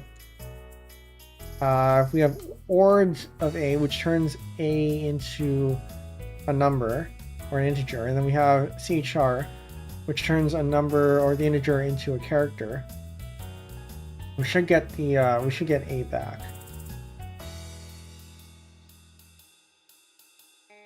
I didn't save. Yeah, there we go. Yeah, so we get 8 back. So these are inverse functions. Makes sense. And then predecessor or successor. So this will either subtract 1 or add 1 or go 1 before the sequence and 1 after the sequence. So what happens if we have the... I kind of want to try the null byte. I don't know if that's how you do nulls in... I guess not, okay. Because you can just take the predecessor of the null byte, which is the first thing in first character in the ASCII sequence. Yeah, and then what happens? Real is a non-ordinal type. That is because it has no distinct successor or predecessor. What is the successor of 56.0? Is it 56.1? Is it 56.01? And so on. However, for the integer 56, there is a distinct predecessor, 55, and a distinct successor, 57. Yeah, that's because real deals with infinities, or rather, there are an infinite number of values between 0 and 1. Same is true for characters. The above is a non-exhaustive list, as modern Pascal's compilers include thousands of functions for all sorts of purposes. Check your compiler documentation for more. So I guess if we need to do stuff, we can always look at the documentation. For the pressure calculator, we'll probably just need to have the arithmetic operators. That's probably about it. Punctuation and indentation. This is 1G. Since Pascal ignores underlines and spaces, punctuation is needed to tell the compiler when a statement ends. You must have a semicolon following the program heading, so this over here. Each constant definition, so this one over here. Each variable declaration, so this here. Each type definition, which we had earlier. Go ahead and save that. Each type definition there and there. Almost all statements. Like this. Keyword there being almost. And so what I mentioned earlier was Pascal uses the semicolon as a separator rather than a terminator, as you would in C-like languages. And so that means that the end will not have a call. The end of a statement list will not have a semicolon. The last statement in a begin-end block, the one immediately preceding the end, does not require a semicolon. So as I mentioned there. However, it's harmless to add one. You may as well, because it saves you from having to add a semicolon if you suddenly had to move the statement up higher. Indenting is not required, however it is of great use for the programmer since it helps to make a program look cleaner. If you wanted to, you can have a program look like this, all in one line, which would be useful for golfing. And I think so. For those of you who were at the Code Golf stream some time ago, we did that in JavaScript and a little bit of Bash. And now that we're learning Pascal, we can probably golf Pascal as well. But it's much better for it to look like this. Debatable. If you're golfing, you want it to look like this. In general, indent each block, skip a line between blocks, such as between constant var blocks. Modern programming environments, IDE or integrated development environments, understand Pascal syntax, and will often indent for you as you type. In some cases, I don't actually like it when the editor does this. I prefer to keep the indentation, but indenting as it types depends. You customize the indentation to your liking. Display a tab as 3 spaces or 4. Don't use 3 spaces. I think I saw somebody use tabs as 5 spaces. It's a little bit unconventional. Although I wonder if tabs are the are the what's the word I'm looking for? The more popular convention used for indentation. I would assume that it probably isn't, but I wouldn't necessarily say that it wouldn't be, because I haven't seen too much Pascal code. Proper indentation makes it much easier to determine how code works, but is vastly aided by judicious commenting. I would say make sure that your code is more self-documenting, so you don't need to put comments everywhere. But sure. Comments do help though sometimes. Now you know how to use variables and change their value. Ready for your first programming assignment. All right. Now we're getting somewhere. We actually have to apply ourselves. But there's one small problem. You haven't learned how to display data to the screen, except we kind of have because of the Hello World program. How are you going to know whether or not the program works at all if all the information is still stored in memory, not displayed on the screen? And you have a point there. So to get you started, here's a snippet from the next few lessons. To display data, use write_ln in the argument list. Argument list is composed of either strings or variable names separated by commas. An example is this. So this is good. We only had earlier one argument, and now it seems like we can add multiple arguments. So this is looking a little bit like console log in JavaScript. I don't know of the other languages to have multiple arguments for their writes. So I guess this is good. So program writes, you can have it this way. Write.pas. Begin, end. So this begin, end almost feels like LaTeX, where you have begin, end like this. Or rather, begin document, end documents.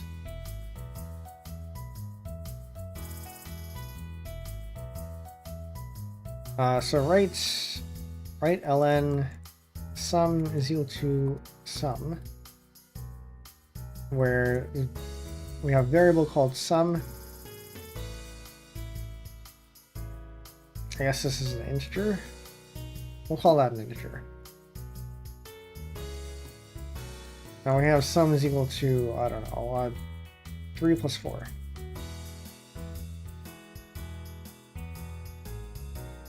fpc write.ps, fpc write.ps, write.ps is sum is equal to 7. Okay, so it does seem like it concatenates the arguments here. Here's a programming assignment for chapter 1. We're going to add a new thing here. Find the sum and average of 5 integers. The sum should be an integer and the average should be real. The 5 numbers are 45, 7, 6, 68, 2, and 34. Use a constant to signify the number of integers handled by the program. You define a constant as having the value of 5. Then print it all out. The output should look something like this. As you can see, the default output method for real numbers is scientific notation. Chapter 2 will explain how to format it to a fixed point decimal. This is good. I was wondering how to do this because we have been seeing it in scientific notation this whole time. Okay, so we may as well go through the exercise here. Sum and average. .ps. So we'll have a program header, and then we have a constant num count is equal to 5. And then I guess we can do var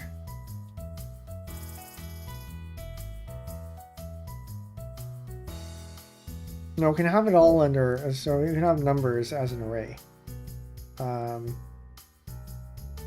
Array of 1 to 5. Num 1 to num count, I guess. of integer.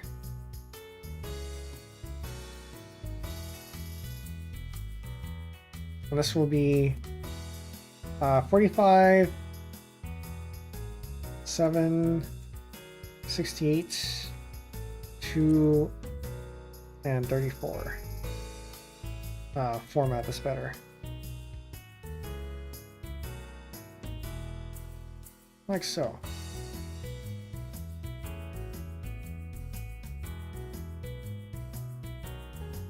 Then we need a semicolon. Okay, then we can begin our program, we can end our program. And we can loop through. I don't think we learned for loops yet. That's okay.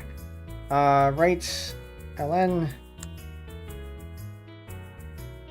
number of integers equals a num count. Then we can do this one, number 1. Do that differently. Want that. And in this case, we can have numbers at. Is this how you reference an array? But they taught us arrays, but I don't think they taught us how to get individual elements of an array. I'm just going to assume here.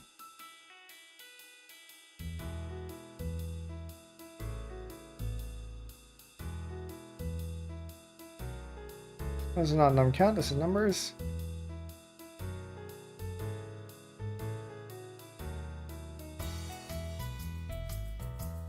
Then we have sum is equal to 156. Well, I guess it would be numbers 1 plus. I'm gonna add another variable here just to make it a little bit easier. Var sum is equal to, or is going to be of a type integer. And it's going to be equal to numbers 1 plus numbers 2. And copy that 3 more times.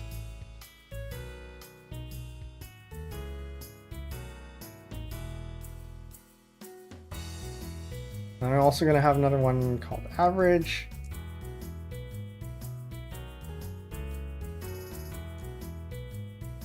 Where we have average is equal to sum divided by num count. Actually, average has to be real.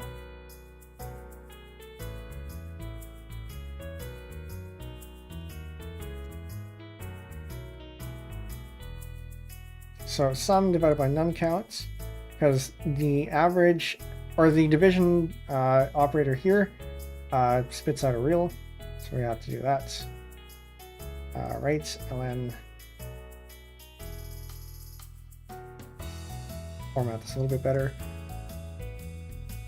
Average is equal to average. Okay, so now we can compile this. fpc sum and average.ps. And haha, okay. Illegal expression at 5. Did I forget how to make arrays? I probably did. Oh yeah, okay, no. That makes sense. So, right. So this is the type specifier, so that needs to be a colon, and then you have an equal sign here. Okay. Makes sense. Variable sum does not seem to be initialized, because I need to use colons. Right, okay. Colons for assignment, not, sorry, colon equals, not just simple equals. Syntax error, because I didn't put it here. This is what we go through the exercise for. Get used to typing all this stuff out. We get sum and average. We get 5, 45, 7, 68, 2, 34.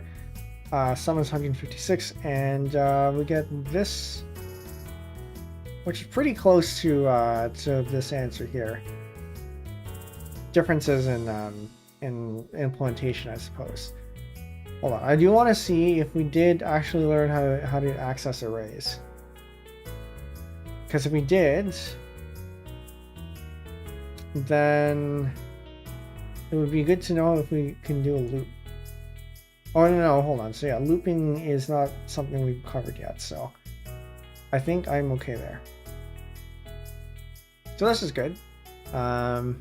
With matches, except for this, but floating points, you know, not always going to match.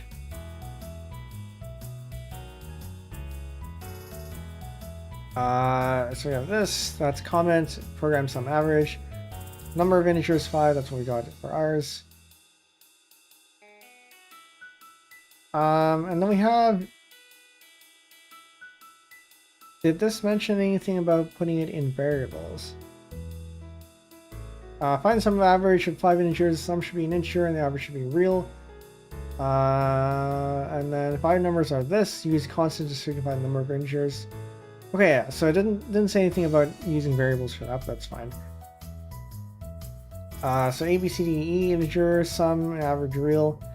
Do this, then we do this, and the average is this, and then we have all this stuff. So ours looks more or less the same, just a slightly different approach for how we did it. I suppose having it as single letter variables would make it a little bit more succinct, but that works too. Oh, there. Well, that's fine. Chapter 2. We finally got into chapter 2. Well, how many chapters does this have? We have reached 2 hours. I'm thinking it took us 2 hours to get through the base for chapter 1. I suspect we're probably going to spend the rest of the stream doing chapter 2, and we might pick up the rest of these at some other stream. I was thinking this would be a 2-part stream, but it might turn out to be a 3-part stream if we're taking this long. Chapter 2 inputs.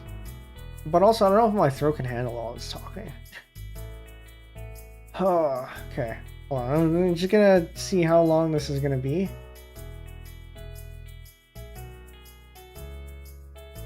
That's pretty short. This is pretty short. This is short. This is short, and this is short. Okay. I am quite okay with going through chapter 2 then, in that case. Input. Input is what comes into the program. It can be from the keyboard, the mouse, the file on disk scanner, joystick, etc. I will not get into mouse input in detail because that syntax differs from machine to machine.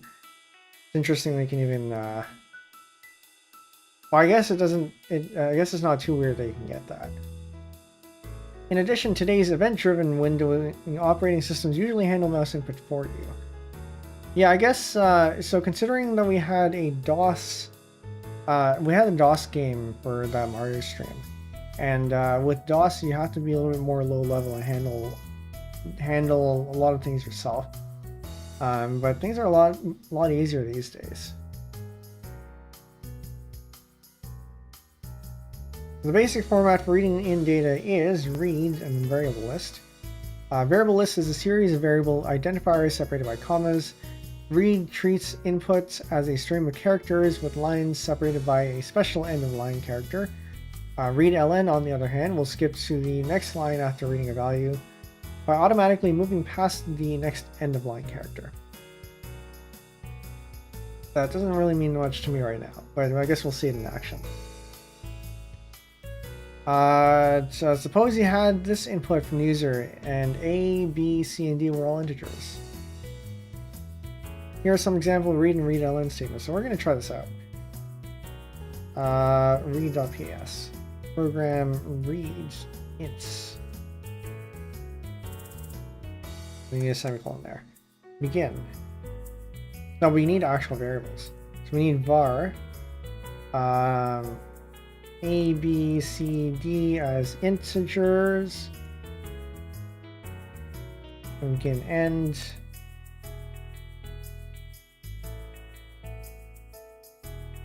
So read A,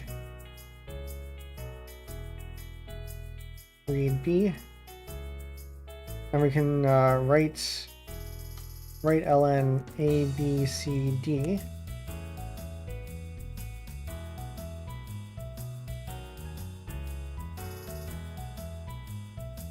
FPC read.ps.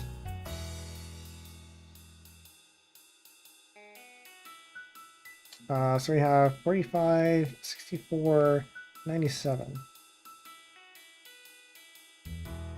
Okay. So, hold on. I guess we actually need, probably best to have commas here too. Or, even better, just A equals this.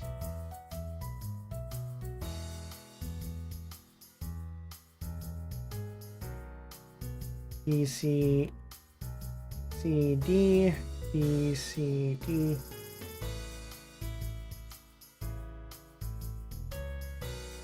Now I compile that. Hold on, do I have, I guess I don't. Set make PRG equals FPC this. Where was that? Help make PRG.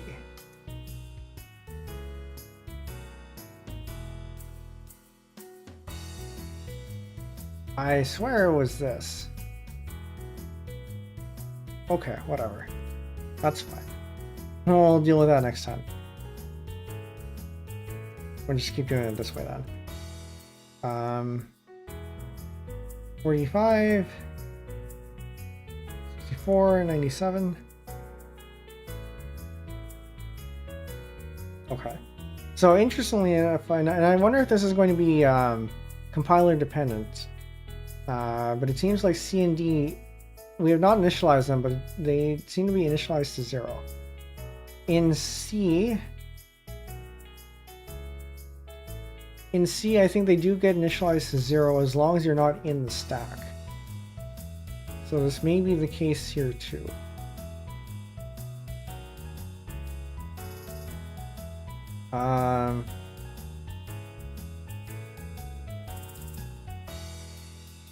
C and then D. Oh wait, yeah, you have this too. Hold on. So we can try that too. So we have read ln A and then read B. Can't see this. That's not right. Yeah, this one. 45, 64, 97. 1, 2, 3. Okay. So read ln. So what I guess there is a little bit of parsing going on, saying that if the first token. So I guess it's kind of like how you get what is it, like C in for open C++. And you do get a bit of token parsing here. So read ln will read until the end of the line, and then fill in the variables with whatever gets parsed and discards the rest. Whereas read will just take the next token. So in this case, the first one we had was read A and read B. So this gets the first token, this gets the next token. Whereas read ln reads the entire line, parses out the token, discards the rest, and then moves on. Read B will take the next line. Okay.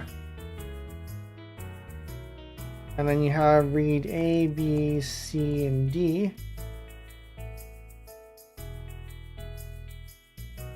Does FPC have this? I don't remember. it's useful having single line comments so you can do stuff like that. It looks like we do. Okay, very good. 45, 64, 97. 1, 2, 3. Okay, so read, as we would expect here, we have 4 tokens, and it picks up all 4 tokens at the same once there, and so it puts everything in like that. Whereas we had read ln, which is the next one, read ln ab, and read ln cd, like so. I'm going to remove this. No, I'm missing a semicolon.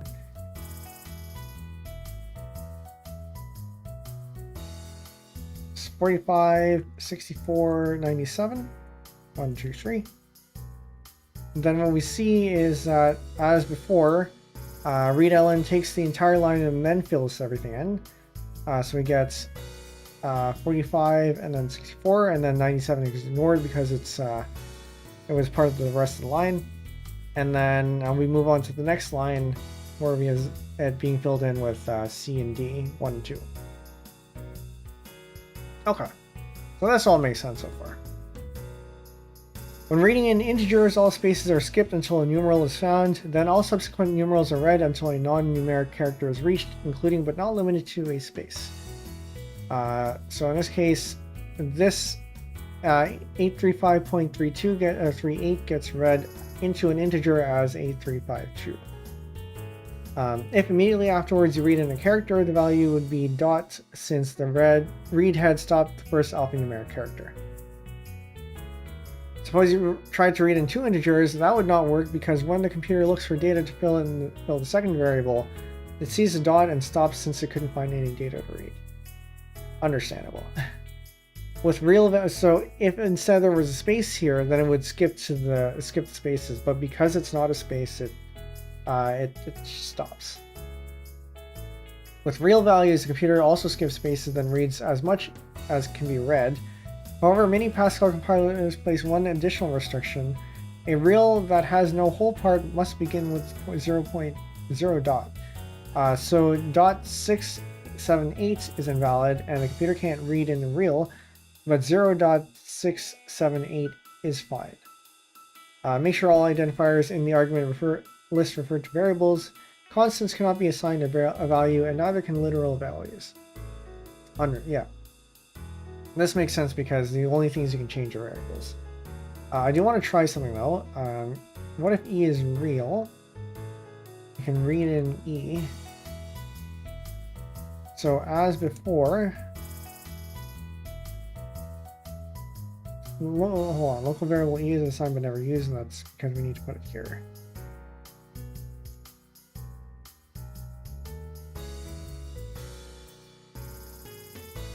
Okay, then we have,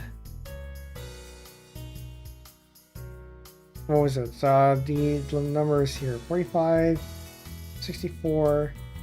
Actually, this is fine. 1, 2, 3, 4. I do want to make sure that we fill in the rest of that. 1, 2, 3, 4. And then I want to try 1 point whatever E9. Sure. I do expect it to take the scientific notation. And it does. Very good.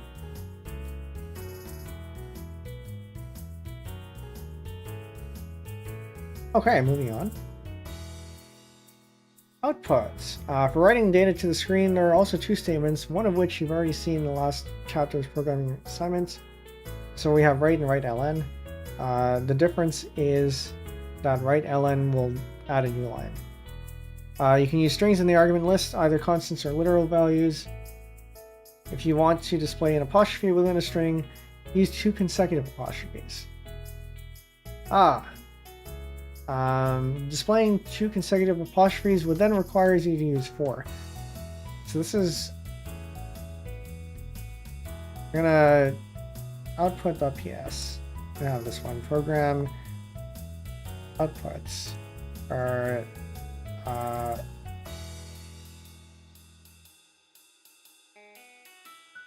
Can't use output. I can't use right. Output test. We're going to use that. Begin, end.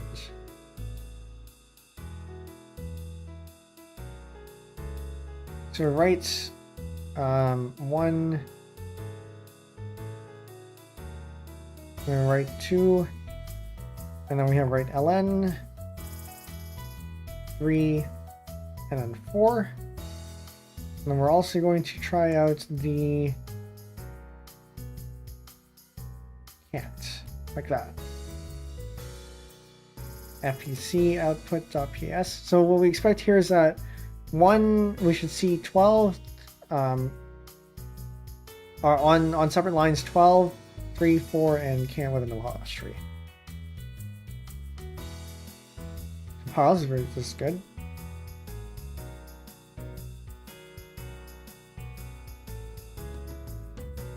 Oh, yeah, no, this makes sense. Sorry, 1, 2, 3, because there is no new line after the 2. So the 3 from the right ln gets it. And then immediately after this, the new line gets put, and then 4 is on the new line, and then we have the can is on the new line as well. Okay, makes sense. You can use strings in the argument list. No, I think we already said this. This use of a special sequence to refer to a special character is called escaping, and allows you to refer to any character even if there is no key for it on the keyboard. So I would like to know what the escaping is. Is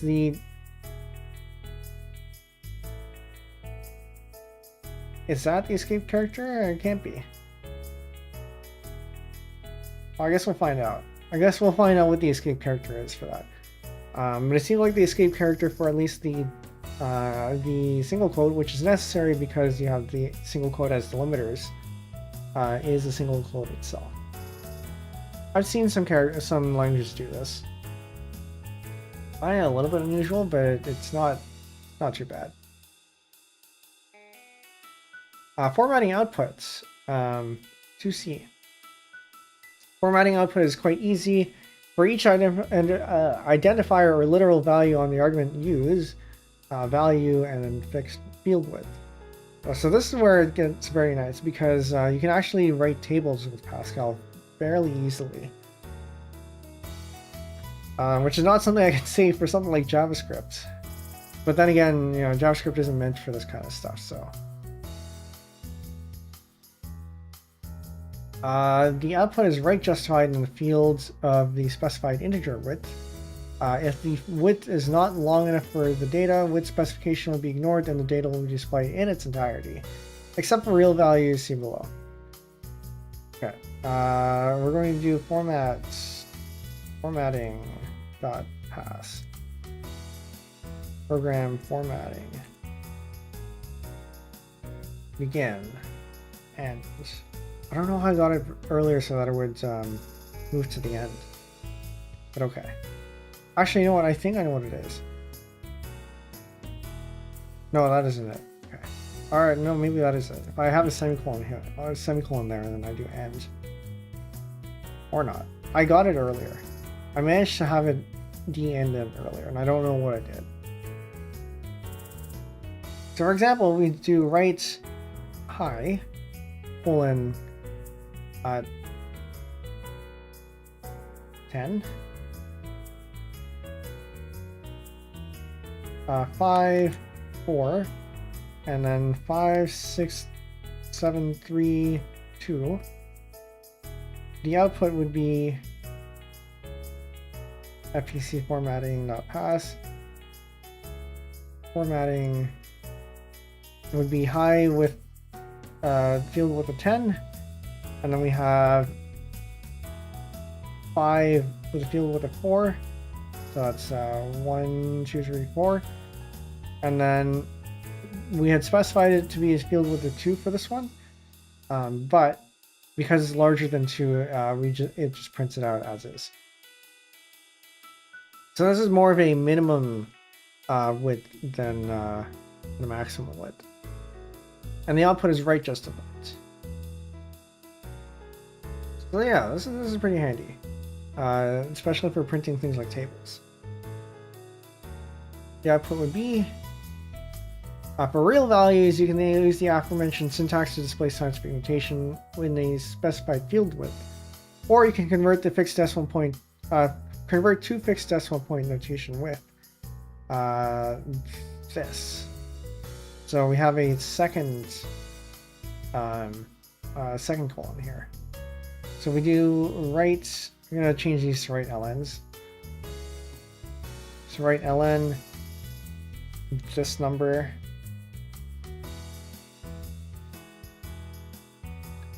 20, so 20 is going to be our field width, and then 2, so that we have 2 places after the decimal place.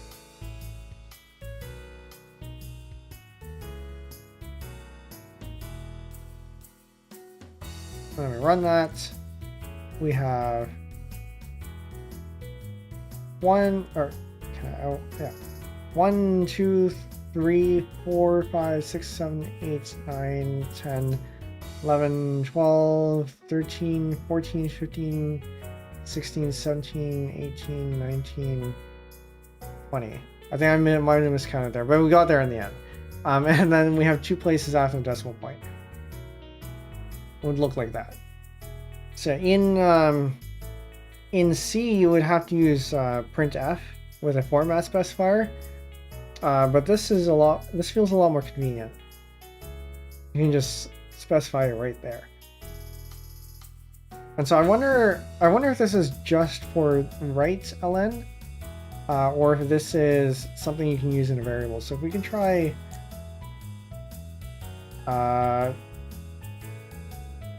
say stir is a string type. Can you say something like stir is assigned to this? Is this syntactical? Or is this a language construct that has right ln as special? Because it could be that too. I'm missing a semicolon. Compatible types got extended expected string.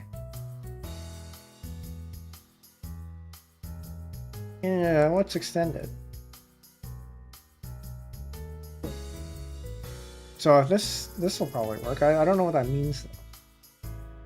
Syntax error, semicolon expected but found that. Okay, yeah, so this is probably syntax specific to right and right ln. So we had seen earlier under identifiers that right ln is reserved by freepascal. By freepascal.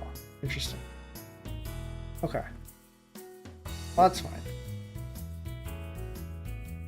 I'll just assume that you can only use this in right.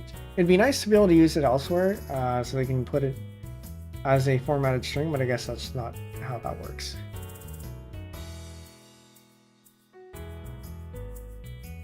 Files. Reading from a file instead of the console can be done by read and write. Similarly with read ln and write ln. The output is stored into the variables named in argument list, and volley variable is declared as follows. What makes this different from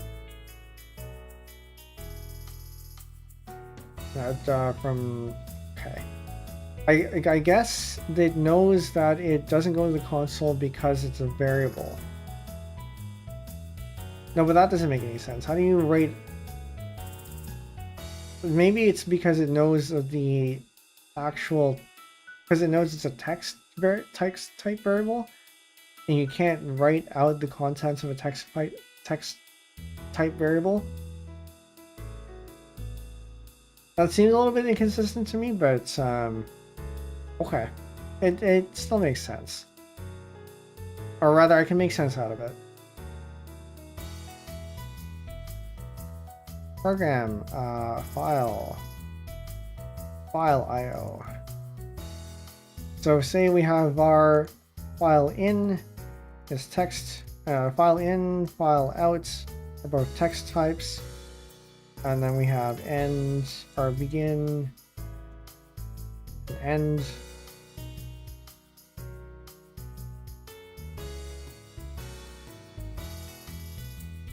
After declaring a variable for the file and before reading from or writing to it, we need to associate the variable with the file name on the disk and open the file.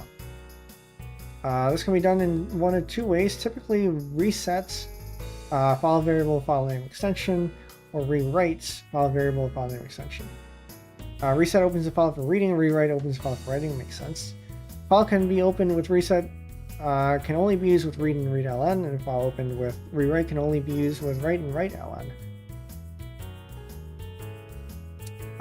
Which is a little bit different from, say, in C, where you can open a file for both read and write. But I guess you can just have two file handles in that case. So file in, if we set that then equal to, hold on, reset file in.text, rewrites file out.text, and so file out will now contain, file in will contain the file handle for in.text, and file out will contain the file handle for out.text. Sure. Turbo Pascal introduced the assign notation. First you assign a file name to a variable, then you call reset or rewrite using only the variable. That's another way. I don't know which one is standard though. Although I don't see the advantage of using this over this, unless you can do both read and write on the same variable. The method of representing the file, the path, differs depending on your operating system. I'm on Linux, so we're going to be using slashes. Windows uses backslashes and drive letters due to its DOS heritage, while FreeBSD, macOS, and Linux use / to Unix heritage. Sort of. Close enough for the Linux. FreeBSD and macOS are definitely Unix, they have actual Unix heritage, whereas Linux is more of a Unix clone. After you're done with the file, you can close it with close file in, and it's important to close files. Otherwise you have hanging file handles.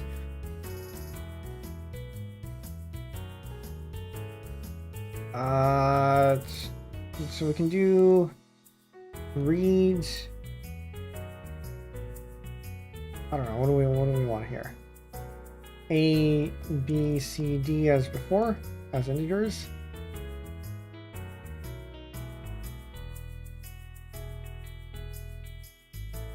And we can write these, and we'll take the thing that we had earlier for this.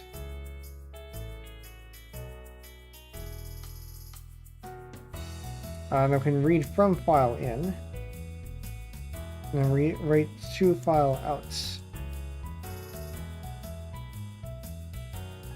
Okay.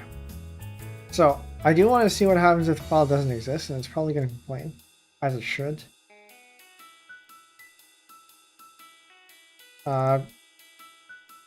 FPC file.ps.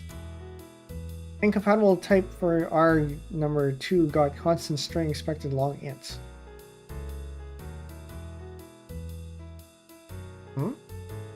Variable file in does not seem to be initialized. I shouldn't have to?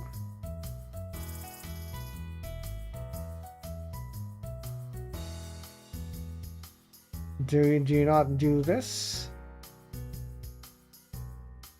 Do you not do that? Okay, fine. Let's do the assign then. Assign file in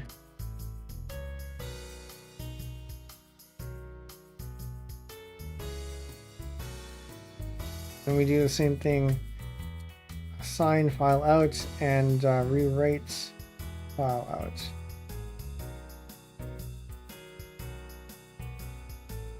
Okay, so we are apparently running in Turbo Pascal mode.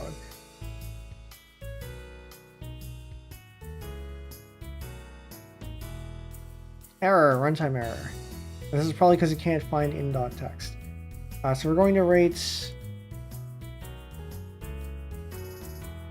our thing here. We're going to cat in.text.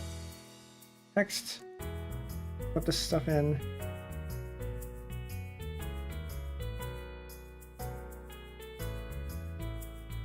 Interesting. Oh yeah, because it writes out to the because now we have an out.text and that has all the contents. Makes sense. Okay. Now we know how to read and write files. EOLN and EOF. Interesting about this EOLN. What does the N mean? EOLN is a Boolean function that is true when you have reached the end of a line in an open... End of line, I see. Reach the end of a line in an open input file. So EOLN, file variable. You want to test it to see the standard input is at an end of line. Simply use EOLN without any parameters. I wonder if this is a language construct and not an actual function. This is similar to the way in which read and write use console, keyboard, and screen if called without a file parameter. Okay. So we're gonna try that. All.ps program end of line.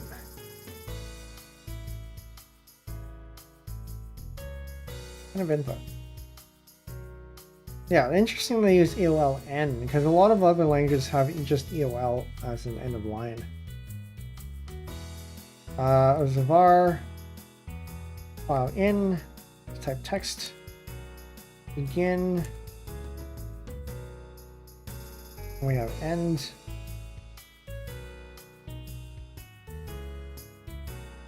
So EOLN as a function.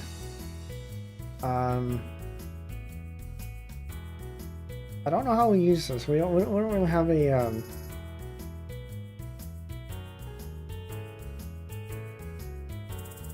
I guess we can write ln this thing.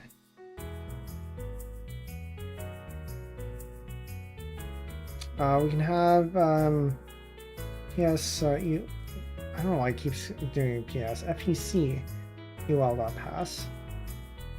Local variable file in not used. Sure.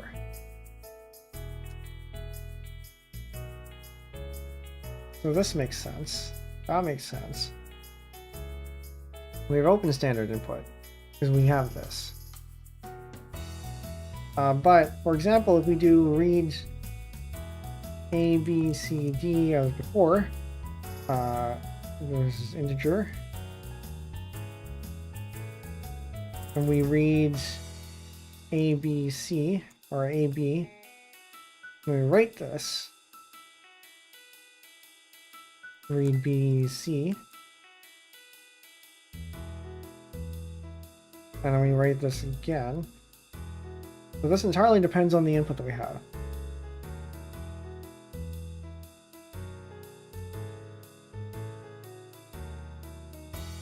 Yeah, that's fine.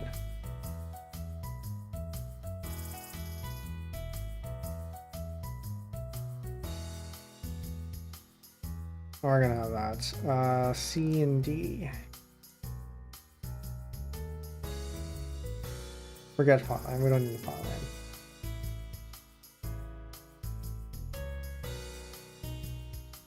EOL. Okay, so we have 1, 2, 3, 4. So we do it all in one line. We expect to see false for this one and true for the next one. And then if we do it again, but 1, 2, 3, 4, then we should get true for both of them. And we do 1, 2, 3, 4, and we should expect to see false for the first one. Yeah, so that makes sense. And if we did read ln, then EOLN has to be true as well.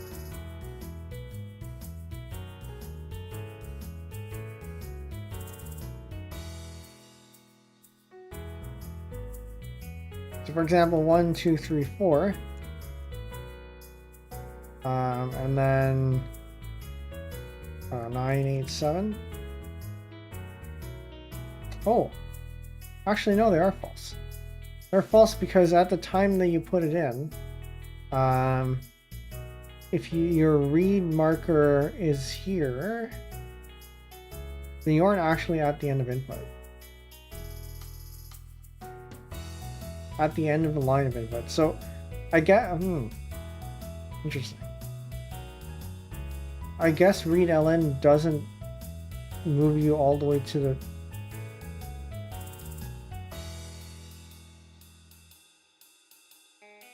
So I have two theories about this. Either read ln doesn't move you to the end, which doesn't make sense because if you do a read afterwards, it starts you off at the next one, at the next line. Or what happens is read ln reads until the end of input and then leaves you at the start of the next line. That's probably the more likely case.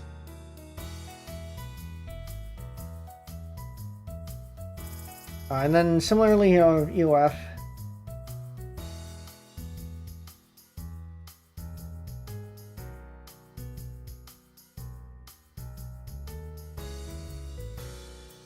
One, two, three, 4, 5. I can't read that. What does that say? Oh yeah. Oh, I didn't mean to do that. But we saw true at the end there.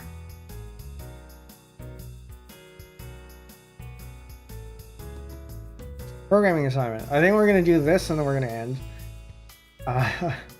Because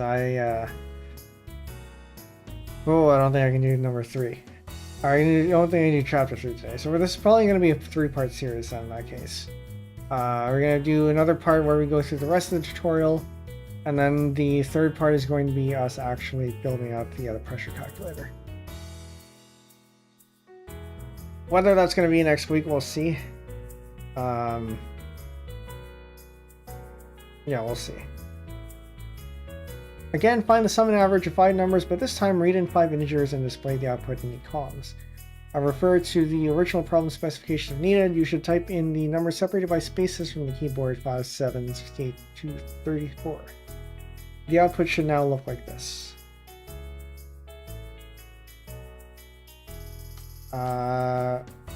.ps. Program.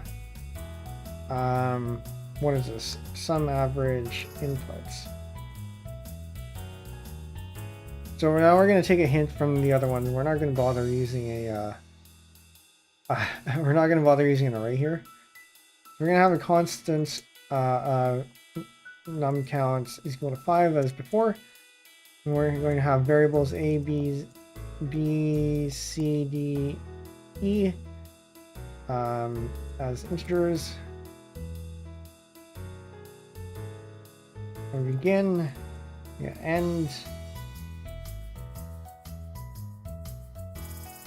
and so as before, we can take in read a, b, c, d, e.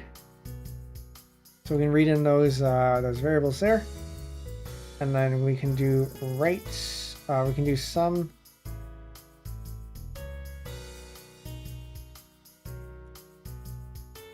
Sum is an integer, and then we have average as a real. Okay.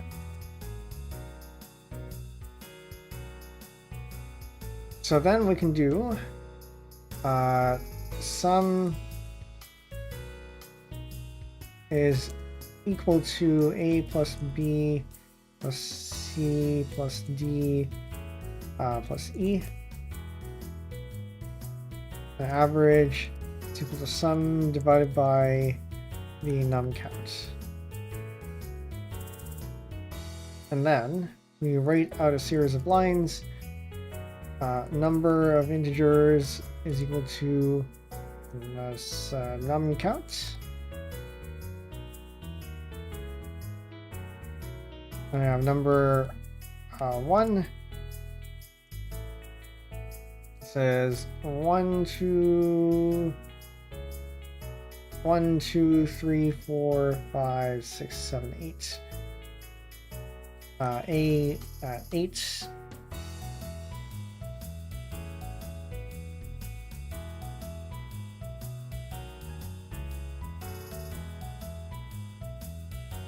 B, C, D, and E.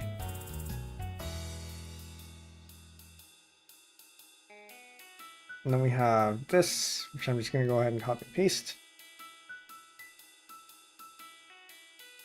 We don't need that. Then we have some.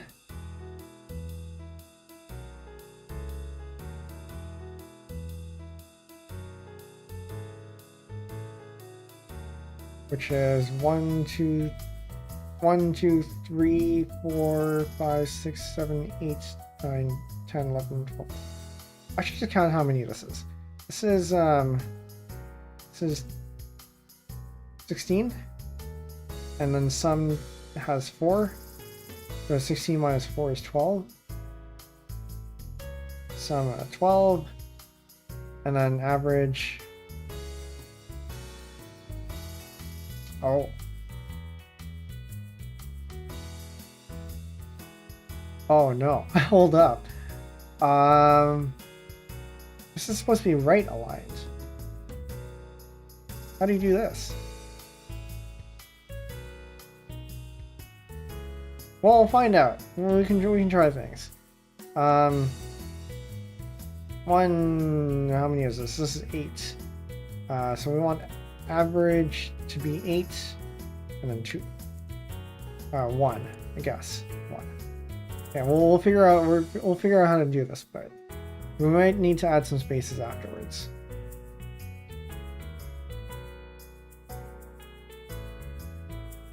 FPC.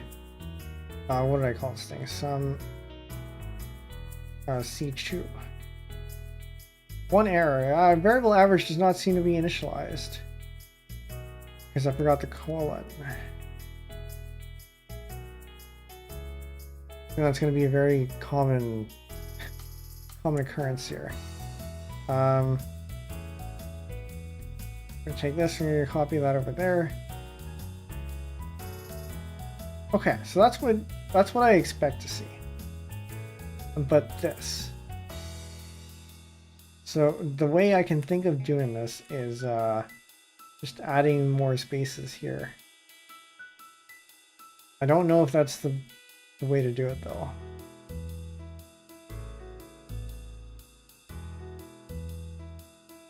But hey, it works probably.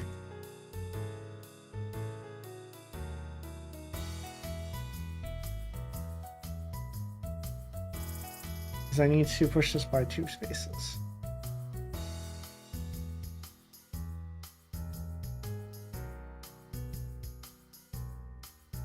I pushed the wrong one. There should be 10 here.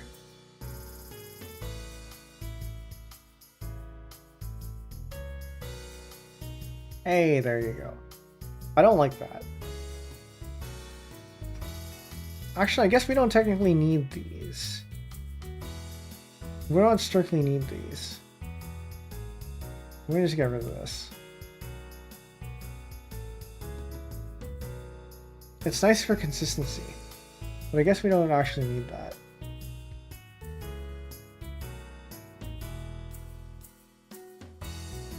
We still get that with that. Okay. So this is fine.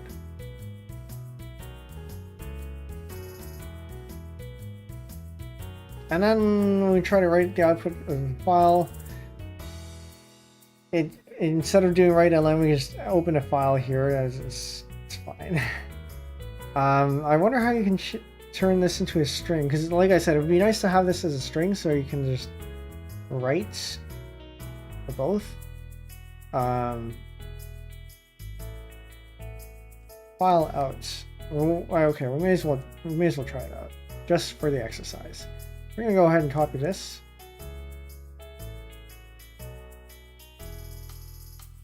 This feels very wasteful. Then we're gonna open the file. Assign file out to into some average sum average.text. And then rewrite file out. And then we put in file out at the start here. And we close file out. Very important to close these things.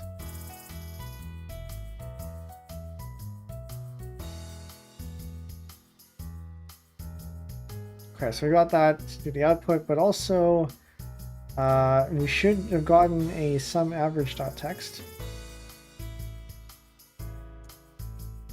And it has the same stuff. Okay, very good. So looking at the solution here, number of integers 5 as before, A, B, C, D, E, sum integer real, that's the same thing as before. Okay, nobody said anything about this. But yeah, sure, if you're gonna prompt for input, you can do this. Makes sense. Otherwise the user is kind of just left stranded there. The main idea is still there though. But okay. So that's chapter 2, and I think the next one is chapter 3. So we're gonna end it there. I am probably going to push all this code up to a GitHub repository. I'm just gonna clean things up, or rather just slap on a README.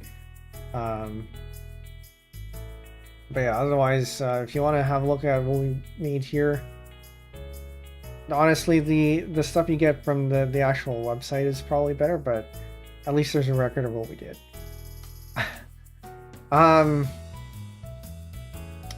The next stream, I realize I haven't put in the thumbnail for it, so let me just add that now. What is actually the next stream?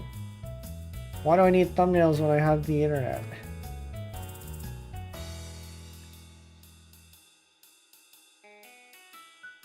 Yeah, so next stream is going to be composing tomorrow at 7:30 p.m. Eastern, the usual time. We're going to be continuing our composition one step back, two steps forward, which I think we last worked on a couple weeks ago. I am expecting this to be either the second last or the last stream, because it usually takes us about 3 or 4 streams to finish a composition. Although it won't be released until I get the other compositions in the queue out. Because we're still waiting for looking back, and I haven't taken the time to polish that yet. It wouldn't be fair to that one to release this first. So yeah, we'll probably either finish this next stream or the stream afterwards. But yeah, that's gonna be at 7:30 p.m. Eastern, and then on Saturday, we have a collab with Hessel. So that'll be at 3 p.m. Eastern. Look forward to that. We're going to be playing Go, not the language, the board game. And neither of us are very good, but we have enough sense of the game to be able to play. So if you know how to play, you might be pulling your hair out. But yeah, that'll be good. Okay. I think that's it then. I'll forward this over for those who wanna have that for tomorrow. Is there anything else? I think yeah. So for those of you not in the Discord already, we do have a Discord server. We have a programming channel in there. This Pascal stuff would fit very well in it because it is programming. I wonder if I would do any more Pascal stuff after this, because I am kind of liking the language, to at least to some degree. There are some oddities to it, and I still find it a little bit unusual to have to declare all your variables up front like this. But I suppose that means the files are supposed to be fairly small. Yeah, but there we go. I would be interested if any of you end up writing anything in Pascal, and if you'd like, if you do, feel free to send them in the Discord. Is that it? I feel like there's something missing. I guess for those of you on Twitch, we're gonna find something to rate, so stick around. I don't know who we'd end up rating, but we can always give it a shot. Okay. I never know how to end these things. Hope you enjoyed. Hope you learned something. If you want to go through the tutorial yourself, over on YouTube, the link is in the description. And over on Twitch, the link is pinned. So have a go at it yourself. And we're gonna pick up from chapter 3 next time. And there we go. Thank you all for coming, and good night. See you next stream. Bye.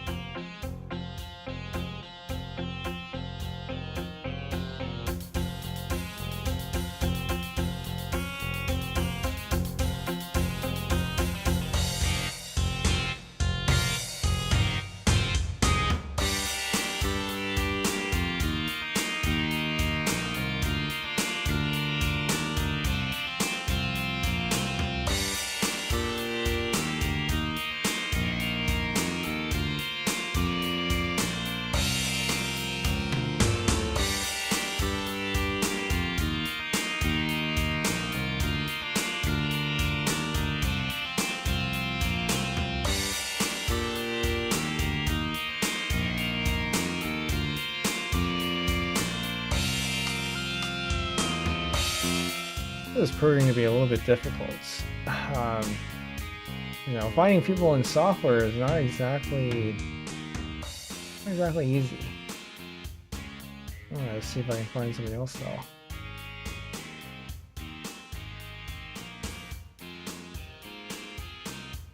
I'm gonna keep looking. If I can't find anyone else, I don't know. We might raid outside the category, or we might just end. But give me a little bit more.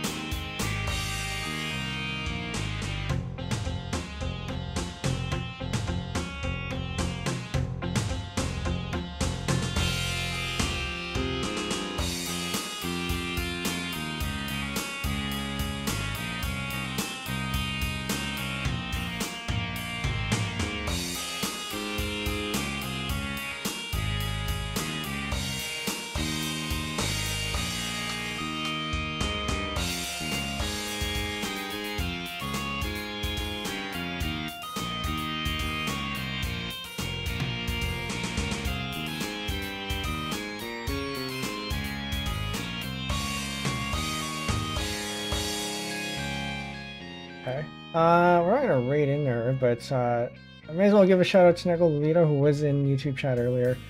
I want to rate her because it seems to be a collab, but definitely go check her out. She was a part of the what do you call it? A part of the charity stream that we had participated in a couple months ago. I heard she's fairly. I think she does programming, although not on screen. Okay, I am having trouble here. I think we might actually just end. Especially since I didn't see a lot of viewers on Twitch anyway. So yeah, I think we're just gonna leave it there. But do go check out Nego Levita if you are interested. Yeah, okay. I think we'll just leave it there. Thanks for the stream, everyone, and good night. Bye.